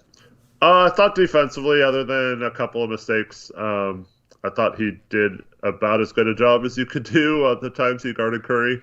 And then I like the way he tries to set up the offense. He tries to get Nurk involved a lot, which I also like.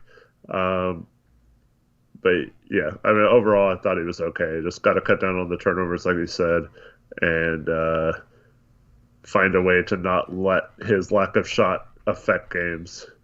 Yep. Yusuf, 6 fouls. Nurkic fouled out today. 6 assists. Like to see that. 5 turnovers. Nurkic, Powell, and Smith had 13 of our 16 turnovers, which I guess isn't a surprise because they were the only ones that could create anything for anyone else from a passing standpoint. I mean, otherwise you got Snell. I mean, I guess Nas can a little bit, but like Snell, Rocco, Macklemore, Elleby, what are they going to create? So I understand, those players having some turnovers. Nurkic tried to force a couple passes that weren't there. He was not able to. He was not able to get solid shots off around the rim. They did a good job of collapsing onto him and then also like taking away some of his passing lanes, and they defended. I think Golden State defended him really well tonight, and that's to be expected when you're missing Damon CJ. Nurkic is going to be a bigger part of the game plan for a defense going against the Blazers. So he missed a couple shots that you would like to see him make. This was definitely a below average game for him finishing wise. He's been finishing well all year, so he's not going to have a good finishing night every game. It just sucks that it came in a game like this, because like if he just finishes a few more of those, we're right there in this game. Like, despite how shorthanded we were going up against Golden State in San Francisco, I was still looking at this like, man, we really missed a chance to maybe get a win here, and Nurkic's shooting is one of those things that I'm looking at right now. Yeah, definitely a rough night shooting for him. Didn't play super well overall, and the 5 turnovers, just can't have that if you want a bigger role in the offense. Got to take care of the ball. I will say this, in a game like tonight where we didn't shoot well, I'd probably take a backdoor pass if there's a 50% chance of it getting through. Because if it gets through, it's a layup. I don't know. I feel like they're not there sometimes, though. He tries to force them.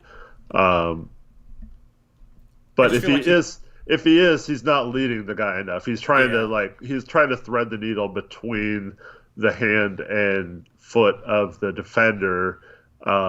So it's okay if you throw it a little out in front of the guy so he has a chance to run, just take a little off of it.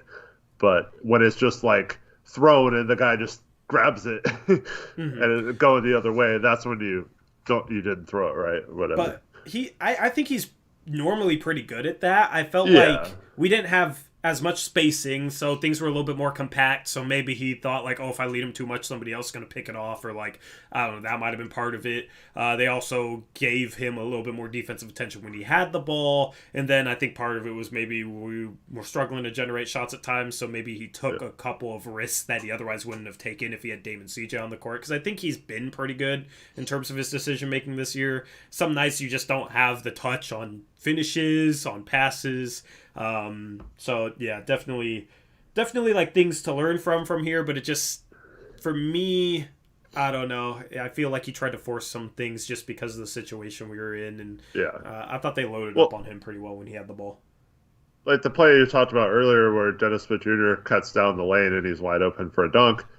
like those passes are so easy for Nurk to Hmm. make, and that's why it makes me mad when he attracts a double team and everyone just stands around and there's no cutters Yeah. because I feel like he had a nice pass to Dennis Smith Jr. early in the game. He got blocked by Draymond because he didn't shoot fast enough, but um, I just feel like if we had, especially in a game like this, if you recognize how quickly they're double teaming him, we need to take advantage of that.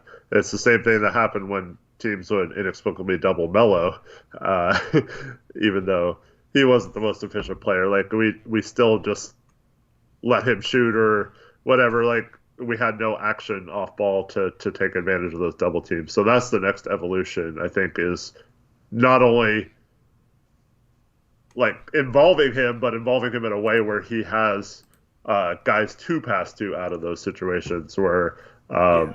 so I feel like all his mistakes tonight were mostly times where he was trying to make a play where it wasn't there, but that's because it wasn't there. It was not like we were doing something to make it there, you know. Yeah.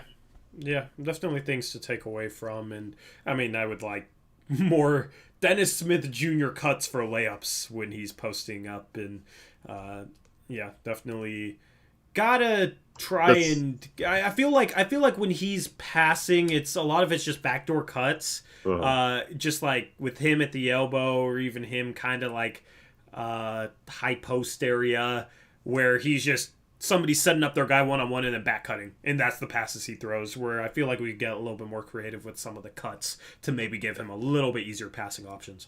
well, to your point about not wanting Dennis Smith Jr. to shoot, then just cut every time. Like if your guy goes in doubles, just dive down the middle of the key, and it's probably there more often than not. And if not, Dennis Smith Jr. is a good enough passer to where if he catches that ball and someone rotates over, you just kick it out to whoever's guy rotated down, and it's an open three in most cases. So, yeah, that's one thing.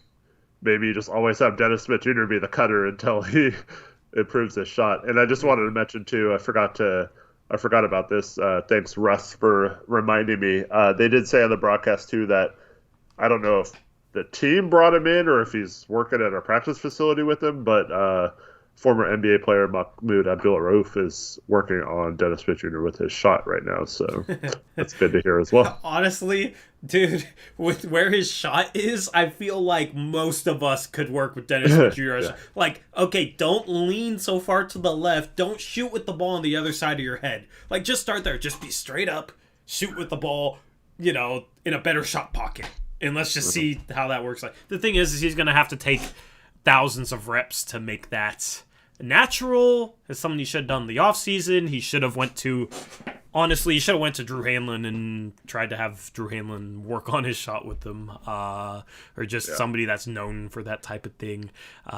Should have done it this offseason. But, Yeah. I mean, I guess it's good now, but, I mean, it seems like it's going to be easier for him to work on his shot, in my opinion, than maybe some other guys, because I feel like his shot flaws are so obvious. Yeah. But that's the thing is, like, if you stop leaning and stop shooting with the ball on the other side of your head, you're, like, used to releasing it a certain way like that. So if you get it more straight up and down, you're probably not going to have it dialed in, like, in terms of touch, because it's not going to come off the same, and in terms of, like, shooting it straight. So definitely will take some time for Dennis Smith Jr. I'm not super confident in that, Yeah. despite how obvious his flaws are. Let's But move on. I Go think ahead. Steve Hetzel, one of our assistant coaches, was also known as a shooting form guru or something. I don't know. Maybe Yeah. he could help him, but I hasn't mean, worked so far. fingers crossed for him. A shout out to Ben Simmons McLemore, even though he wasn't Ben. He made more threes tonight than Ben Simmons has made his whole career. Also, got a bottom right graphic. 12 points, 3 rebounds, 3 for 7 from 3, 4 for 8 from the field. Why? I don't know. I don't know. Chris Why is on? random. Because we're talking about Ben Simmons. Yeah, we're talking about a Ben who's not Ben Simmons. We're Okay. talking about Ben McLemore. Honestly, I thought he was very solid tonight. He had a few defensive possessions where it's like, what in the world are you doing? But then I thought he also had some really good defensive possessions as well. Like, he was kind of a mixed bag, and he's a poor defender, so some of the defensive possessions he had tonight, I was impressed with how he was able to stay in front of the ball. And then 3 for 7 from 3, that's solid. 4 for 8 from the field. He was solid tonight, I thought. Yeah, he was okay. The defensive mistakes just really stand out, but like you said, he also had some positive ones too. So I guess you take the good with the bad if you can have some good at least, and not all bad. Mm-hmm. But yeah, didn't think he was terrible tonight. Yeah, I'll take this kind of game from him. And Yep. only one turnover at least. He wasn't like out there throwing the ball away like the other three were, you know. Yeah, true. But, he's also not being put in a spot to create for others at all. So Yeah. one assist is a good number for him in 25 minutes, unfortunately. Let's move on and talk about Robert Invincible. Not Invincible. Invisible. Invisible. Invisible Covington. 35 minutes, 7 points. He is more of a 2-point shooter than a 3-point shooter now. That's a thing. 2 for 4 inside the arc. Had a nice cut. I like that he's cutting a little bit more. Yeah. 1 for 3 from 3. Hit a 3 late in this game, then took a 3 after that, and people kind of freaked out at him for it. But it was a situation where it was like less than 2 minutes left, and we were down Pretty much had 8 to, or yeah. 10. So you like a guy just made a 3. If he wants to shoot a quick one, even if it's contested when we're in that position, I'm fine with it. Because hopefully, okay, maybe he's getting into a little bit of a rhythm, and you got to take quick threes at that point anyway to have any chance of coming back. So I had no problem with that last 3 that he took. But defensively, 5 fouls. We talked about him a lot already. Reaches in too much, lets his guy beat him off the dribble too much, and it's rough. And with missing the guys we're missing, I don't know. We just need more from him, and he's not providing that right now. That's what's disappointing is like we're missing all these guys, and then our main cogs, man, the 3 starters we had left today were all subpar. So the fact that we only lost by 10 in a game where we were missing Dame and CJ, and then the other 3 starters were below average is... I don't know how we only lost by 10, to be honest with you.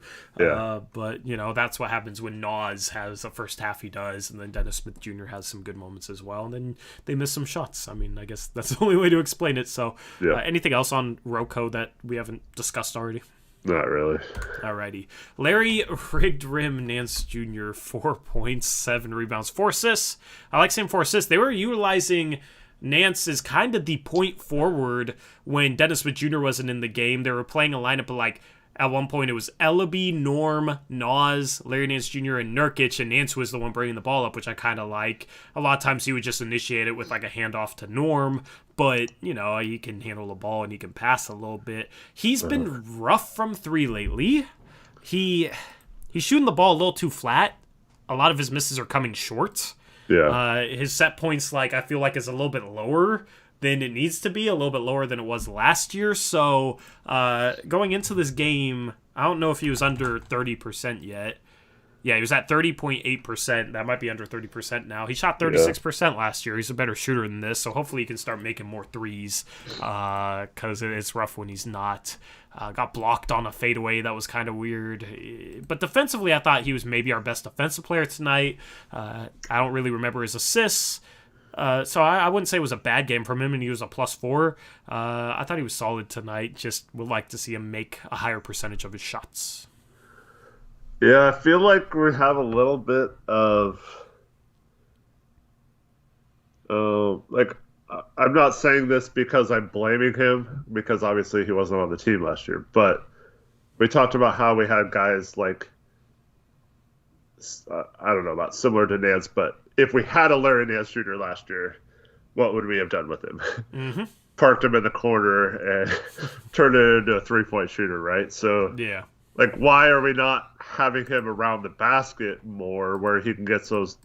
Like, today he had that little dump off pass for a dunk in the dunker spot, and he goes up and easily throws it down. So I'd like to see him, much like we talked about with Robert Covington, is cut more often in those situations and be around the rim instead of being a floor spacer and picking and popping in those situations, because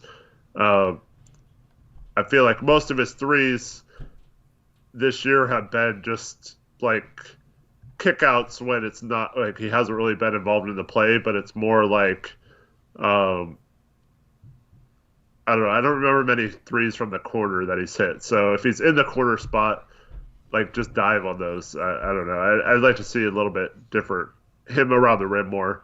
And then I don't really like his post up either. Yeah. So you said you feel like he hasn't hit many threes from the corner? What do you think his percentage was on corner threes for Portland this year heading into this game? It's probably good. No, what do you just guess? What do you think it was? What does your gut tell you it was?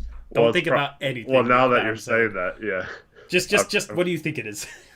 I would have guessed. Well, I mean, he's 30% shooting going into this game, so probably somewhere around there. 11%. Oh, okay, so he's terrible. Yeah. I thought you were going to go the other way with it. I was going to be wrong, but I guess I was right, right? No, I just looked at it. I'm on his basketball reference page, looking at his shooting numbers. Corner threes, 23% of his three-point attempts are from the corner. He's shooting 11%. Now, last year he shot 34% from the corner and 36% overall. And then the year before that, he actually shot 42% from the corner. So it could just be, with a guy who doesn't shoot as much, it could just be variation. Yeah, but this year, he has not made corner threes. All right. Well, good job, Eric. Your analysis was. I thought you were going to tell me it was like 80%, and I was just like super off. No. Yeah, see, that's the thing, is I knew that me asking you that would have made you like overthink it. I wanted. Go with your gut, man. Go with your gut. I probably wouldn't have said anything if it was 80%. I'd probably just been like, yeah, while I'm looking at 80% from the corner. Like who in chat is gonna go to basketballreference.com and then go to the shooting tab and find corner 3-point percentage? Somebody, but I mean, most people probably just take your word for it. So, no, you were right. You were absolutely right. Here's the thing, though. Interestingly enough, 3-point attempt rate, which is basically the percentage of your field goal attempts that are threes. In 2019-2020, it was 37%. Last year, it was 42%. This year, it's 33%. Okay. Just in case anybody was curious. But, like, he's spotting up in the corner a lot the past couple games. And those are situations where I feel like he should be cutting baseline. Yeah. So, but yeah, I think the main thing is he just has to get his set point up a little bit so he gets his arm more under the ball. Now, I'm not... If this was a tweet, people would be, like, freaking out at me and whatnot. But when your set point is low and your elbow's not under the ball, you have a tendency to push it forward more than shoot it up. And I feel like that's what he's doing right now. Yeah. That's just my opinion. I don't know. That's just what I see. So, anyway. Yeah. Do you agree with that? Yeah, I don't know. He's got kind of weird form, too. But yeah. I just think he doesn't want to shoot him, like he always shoots him because he has to, basically. So that's why, like with Dennis Smith Jr., it's like, why not cut then all those times? Like, I don't know. The same with Derek Jones all last year. It's like almost every time you cut, you get a dunk. It's like, why don't you do it more often? Yeah. Doesn't make sense. Yeah, agree with that. Let's move on and talk about Tony Snell.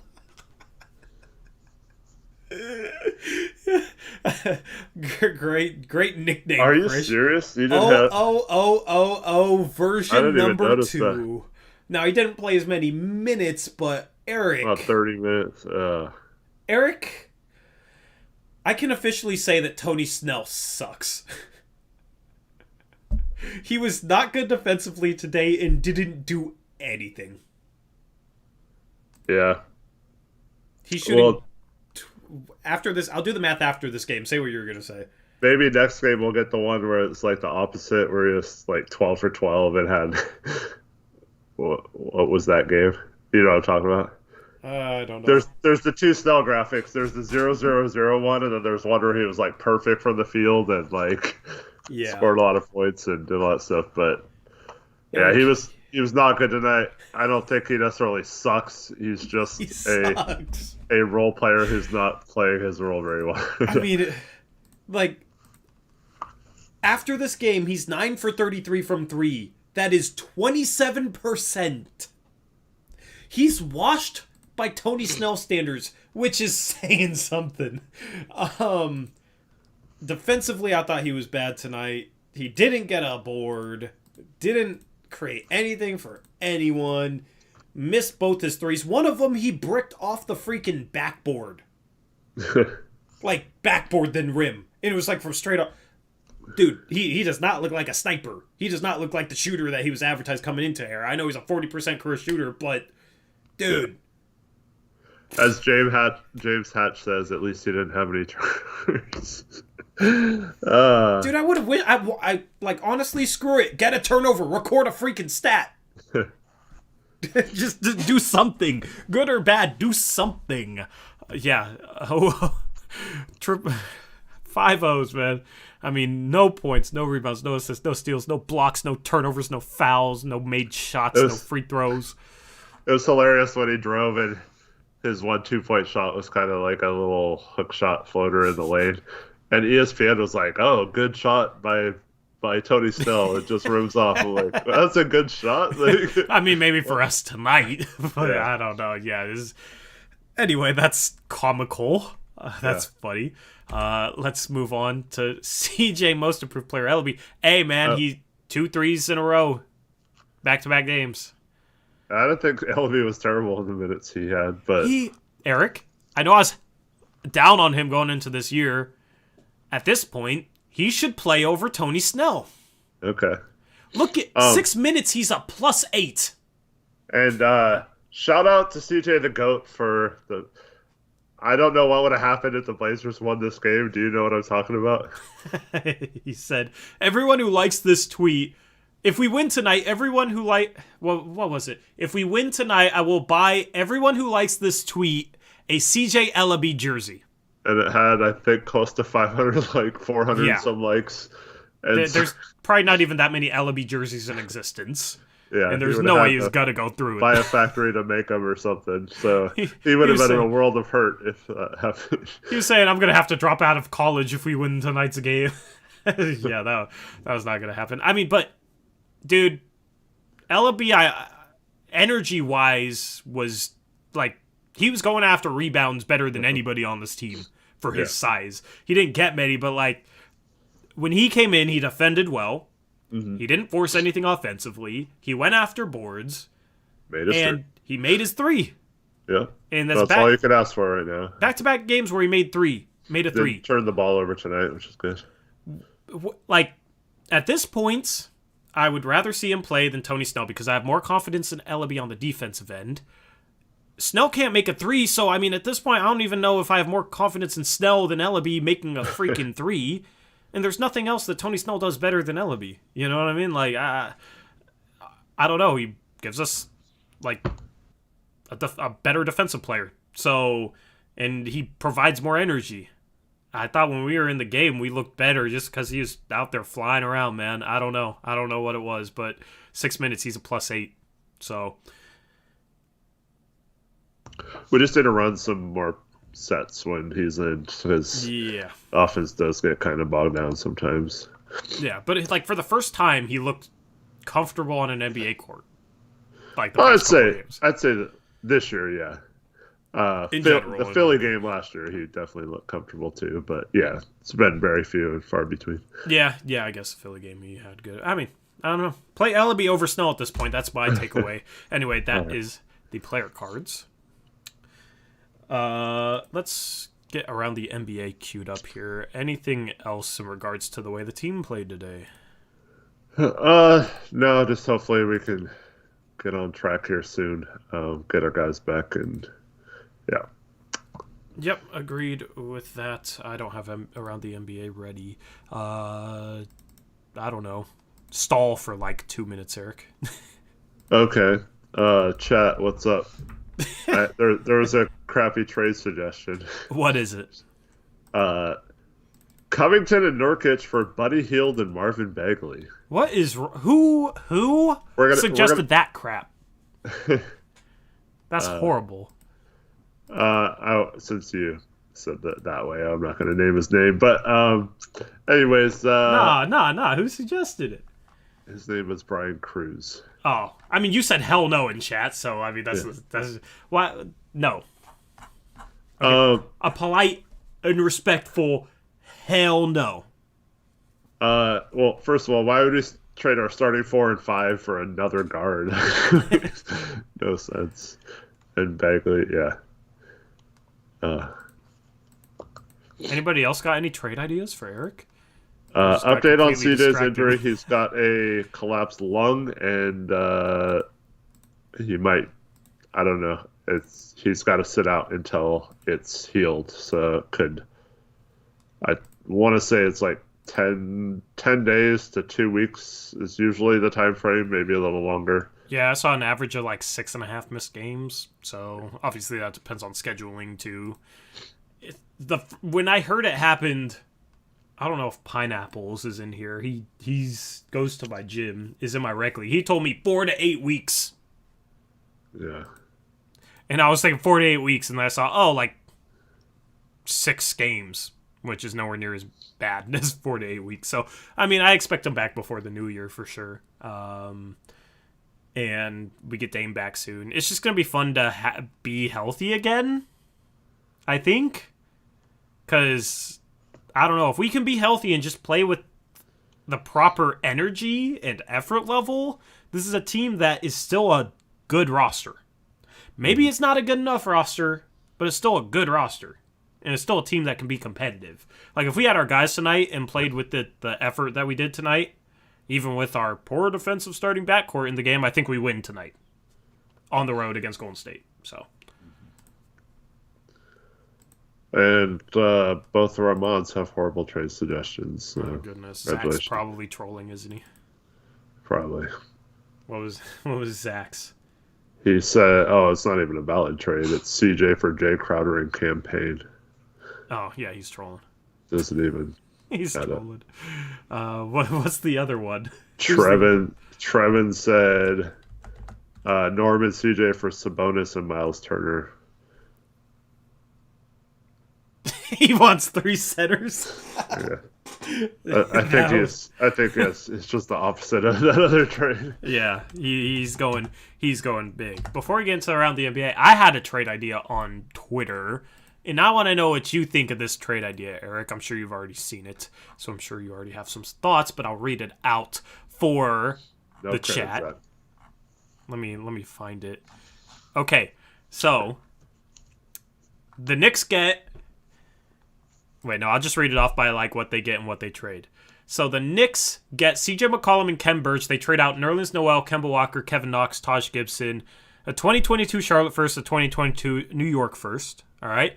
Toronto gets Anthony Simons, 4 first-round picks, and filler salary, Kemba Walker, Kevin Knox, Taj Gibson, guys they don't really care for. They trade out Siakam and Kem Birch. All right. So basically it's Siakam and Kem Birch for Anthony Simons and 4 firsts. Portland trades out CJ McCollum, Robert Covington, Anthony Simons, and a future first for Pascal Siakam and Nerlens Noel. And then Boston trades out a 2022 first. They get back Robert Covington and a Portland second. That was the gist of the trade. What are your thoughts on that? Yeah. I don't know. Would you do... Okay, well, let's just talk about Portland then. Would you do CJ, Rocco, Simons, and a future first for Siakam and Noel? How are we doing the protections? I don't know. However you want. I'm not entertaining any unprotected picks. So if we have to unprotect the Chicago one or send out an unprotected one and give up Simons, that's probably a no for me. Okay. Would you do it without the first? Would you do it if it was just a second? Maybe. I don't know. That'd be tough. Chat, would you do... Let me do a chat poll. Let's see. Ernesto, no one wants Kemba Walker. No, that he's just for salary purposes. Yeah, you got to match salary in trades. So that's, whenever there's a bunch of players thrown into a trade that don't seem like they make sense, that's usually the reason why is you got to match salary. There's a bunch of trade rules and whatnot. But I'm going to do a chat poll because I'm curious.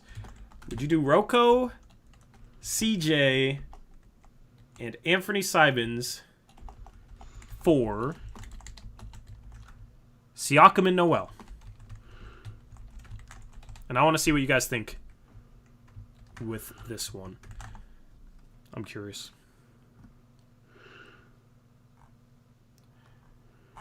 Anyway. Eric, you got a trade idea? Nope. Unfortunate.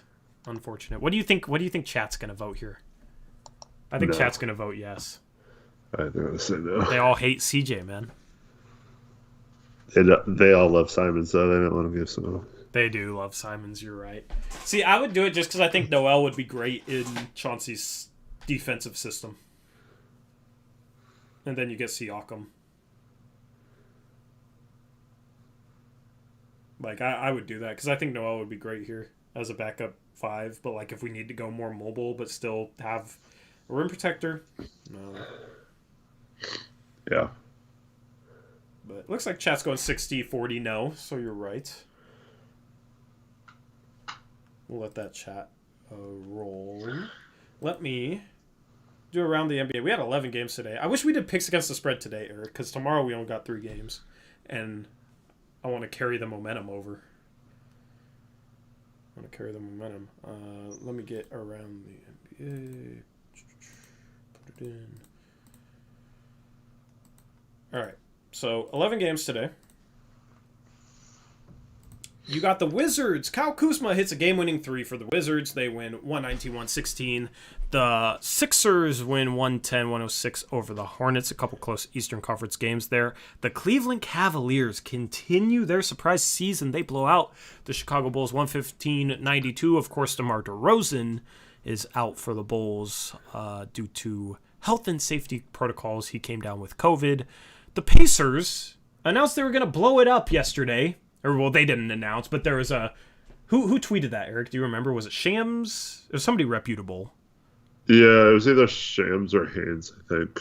Yeah. Basically, there was a report that came out from a trustworthy source that the Pacers were looking to rebuild and blow it up.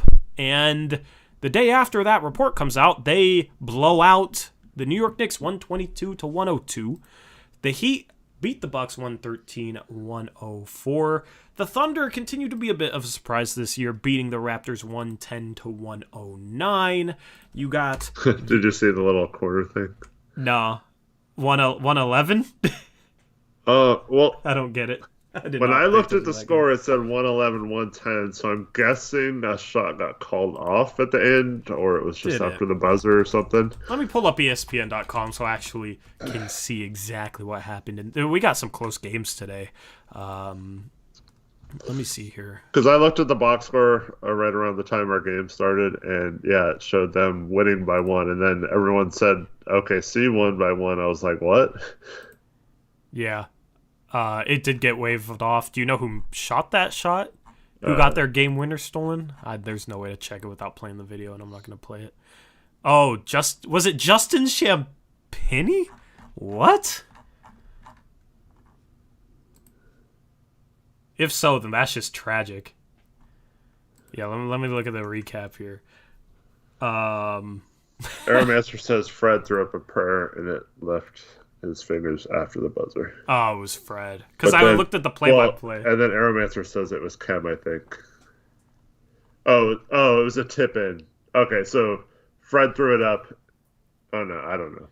I think it was Champagnie. You're confusing me, Aeromancer. Come on. Let me see here. I don't know. I should have had this ready. Yeah, I think it was Justin Champagnie, man. That's tragic, dude. That's an undrafted rookie getting his game winner stolen. That's unfortunate. Yeah, because it says Justin Champagnie with an offensive rebound with 1/10 of a second left. Good tip in at the end there, but didn't beat the buzzer. So, unfortunate for him, man. That would suck. Imagine, thinking you had... being a rookie, undrafted rookie, unheralded, but you're in the game at the end, rare moment, and then you get the game winner and you think you won the game, and then they call it off. Yeah. That would be tough to deal with. Gary Trent Jr. had 24 in this game, by the way, former Blazer watch. Let's move on to Mavericks beating the Grizz. The Grizz have played well without John Morant, but that did not continue tonight. 104-96.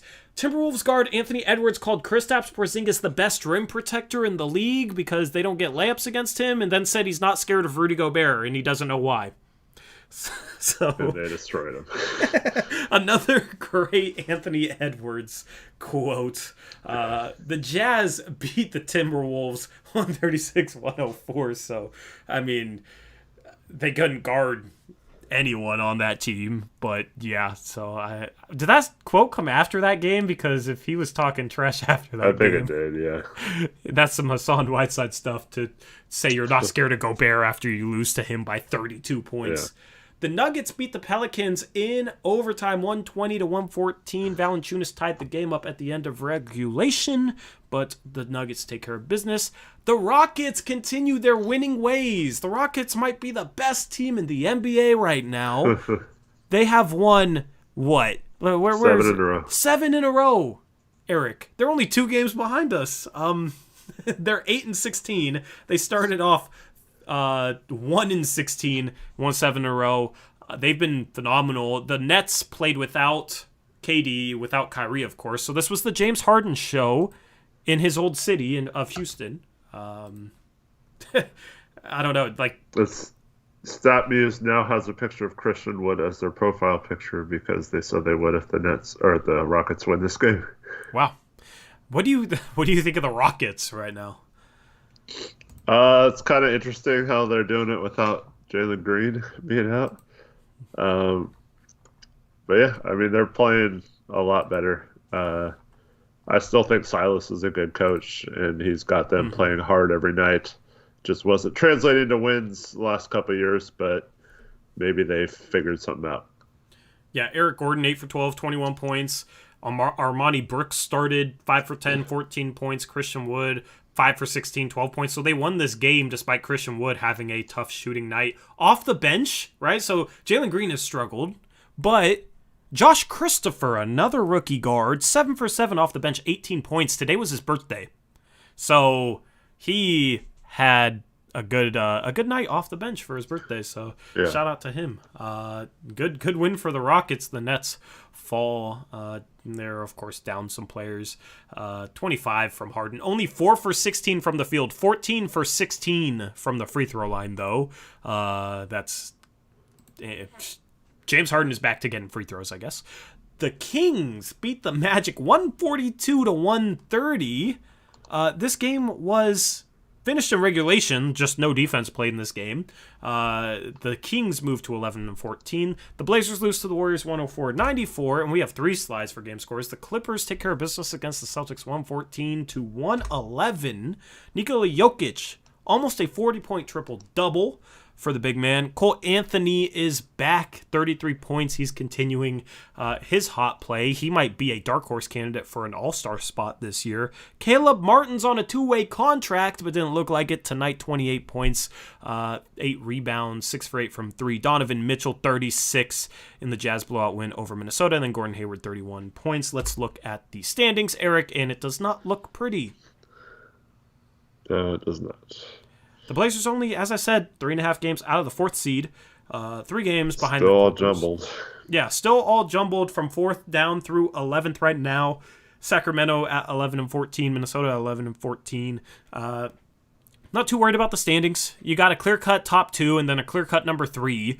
But then 4 on down, it's pretty much a mess. And then the bottom 4 teams have been playing better lately. OKC won tonight. Houston won tonight. New Orleans lost in OT against Denver. And San Antonio has been competitive lately and recently beat Portland. So the West is pretty deep. You know, you got a lot of teams with question marks, but teams that are still solid.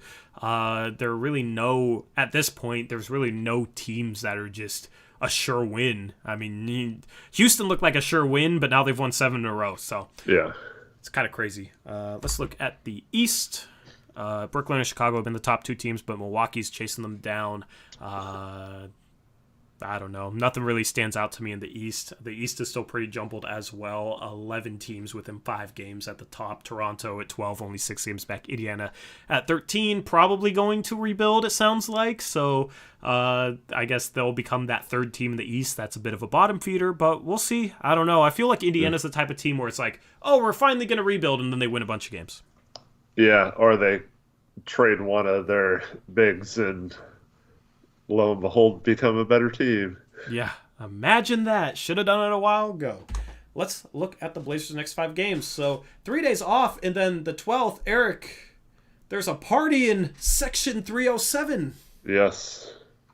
Are you going to join us? I'm planning on it. I'll have to go to SeatGeek, and unfortunately the tickets are too cheap to use the promo code Uprise with SeatGeek. But if you want to get better tickets, you can use promo code Uprise, save $20 off your first SeatGeek purchase. That's a minimum of $50 that you have to spend on tickets in order to use that promo code, unfortunately. So, I mean, I wish I could use it on like $4 tickets so that, you save $20, use it on $4 tickets. You get tickets and money, but unfortunately it doesn't work that way. Yeah. I mean, if we get Dame back and maybe Ant back, because Ant seems like he's about ready to return, especially with 3 days off, This is a homestand in which the Blazers, I think, can kind of get back to 500. Go 3-1, end up at 14-16, and you're probably right back in the thick of things around like the 8th seed. So that's kind of the hope for me. What are your thoughts on our next 5 games? Yeah, I think it's just about getting healthy and playing well and playing hard, and I think things will start to take care of themselves if we're able to do that. Obviously, we're not going to win all 5 of these most likely, but just get as many as you can. Yep. Who's injured right now for Minnesota? Do you know? Or just chat? Do you guys know? I don't. I heard they were banged up. I think they're actually fairly healthy. I know Ant and Kat were playing. D'Lo missed their last game. I don't know if he played tonight. I didn't check. I'm guessing no tonight. Yeah. But that's still several days away. So I think they were like questionable last game. So yeah, I don't think it's anything serious. Yeah, and there's 3 days before that game anyway. So probably got a healthy Minnesota team. Devin Booker is still out for the Suns, though. Correct? I am not fresh on the injuries. He has been out, but he, like I just mentioned, was questionable last game. So I think it might be a case where he could be back soon, maybe before that one or for that game. Yeah. So probably got 2 healthy teams there. But then the Grizzlies, without John Morant, we have 2 matchups against them. With a Charlotte game in between there. Charlotte's dealt with some COVID issues that will likely be resolved by then. So, you got some solid teams here, but some games at home. Hopefully the Blazers will be healthier and be able to finally rack off a few wins after losing 7 of their past 8 games. That is the next 5 games. Alrighty. Eric, let's look at this chat poll, because I'm curious what it is. 52% said no, 48% said yes. So pretty split. Yeah. Pretty split on that one. Just like me and you were pretty split on that one. I'm on the fence as well. Any other thoughts in regards to this game? Maybe the Blazers coming up or anything in general? No. I don't know. People are asking about what you meant by the thing. So I'll be at the game in section 307 if you're up there. So come say hi. I get to meet Zach. We spent a lot of time gaming and stuff like that, so I'm excited to finally meet him in person. And Reese is going to be there as well. So yeah, anyone else who is near there or wants cheap tickets, they're $10 or whatever. But this is for the next game Sunday against Minnesota. And if you like me or like Blazers Uprise, come say hi. Yeah. If you don't like me, at least acknowledge me. Just give me an F you, Eric, as you walk by or something, and I'll give you the thumbs up, and we can go about our day. And I'll fight you for talking to Eric like that, but Eric will give you a thumbs up. Yep. Yep. But yeah, it'd be cool if get a lot of people saying hi. So it'd be nice to see some of you if you're there. Yep. 300 levels have been pretty empty this year, so could just be Blazers Uprise fans in there. I don't know. Shout out Gray Hughes. What's up, Gray? Gray's been tuning in right at the end of streams lately. Always good to see Gray though. $10 dono. He says, just got done watching, man. If we could just make a damn shot, we could have won that easily. Played hard again. Love that. That's been our synopsis as well. He's been streaming on his channel during games. So has he? Has been game calls or conflicting schedule? Oh yeah, dude, I gotta tune in for one. I gotta show Gray some support because he's so supportive of us. I gotta tune in for one of his streams. for sure, and give him a big old dono as a thank you because he's so supportive. Appreciate you, Gray. Like that we're playing harder. Just want to get some offensive firepower back. Tomorrow we will have Blazers Uprise Live. We'll talk about the press conference that's happening tomorrow at 10 a.m. We can also talk some trades. We'll also have picks against the spread. Only 3 games, so that'll be a short segment. And we'll catch up with you guys. Then we got 2 days off. Eric's going, you said you're going out of town. Yep, wife and I are getting away for a couple days. Got plans for the kids to be elsewhere, and Maddie will also be home from college. So, yeah. That'll be nice, man. That'll be nice to get out of town for a couple days. Nice to have a 3-day break in the action. Yeah, I agree with that. So we'll catch you guys tomorrow with that stream, and then we'll catch you guys Sunday. Obviously, I mean, I plan on going to that game as well, so that post-game stream will start a little bit later than normal, so just be prepared for that. But we'll have a couple days off, which is always nice for the team, for us, for everyone, especially when the team isn't playing too well and missing guys. So we'll catch you tomorrow. If you aren't subscribed to Blazers Uprise Live, that's our second channel. Link in the description. We'll go live around 3:30. Hope to see you then. Other than that, that's a wrap for the stream. The Blazers lose in Golden State, but fight hard. That's the most you could ask for with them being down multiple players. Hopefully things turn around next Sunday. Until tomorrow night, have a good rest of your night. We will see you on Blazers Uprise Live. Until then, as always, peace out. Go Blazers.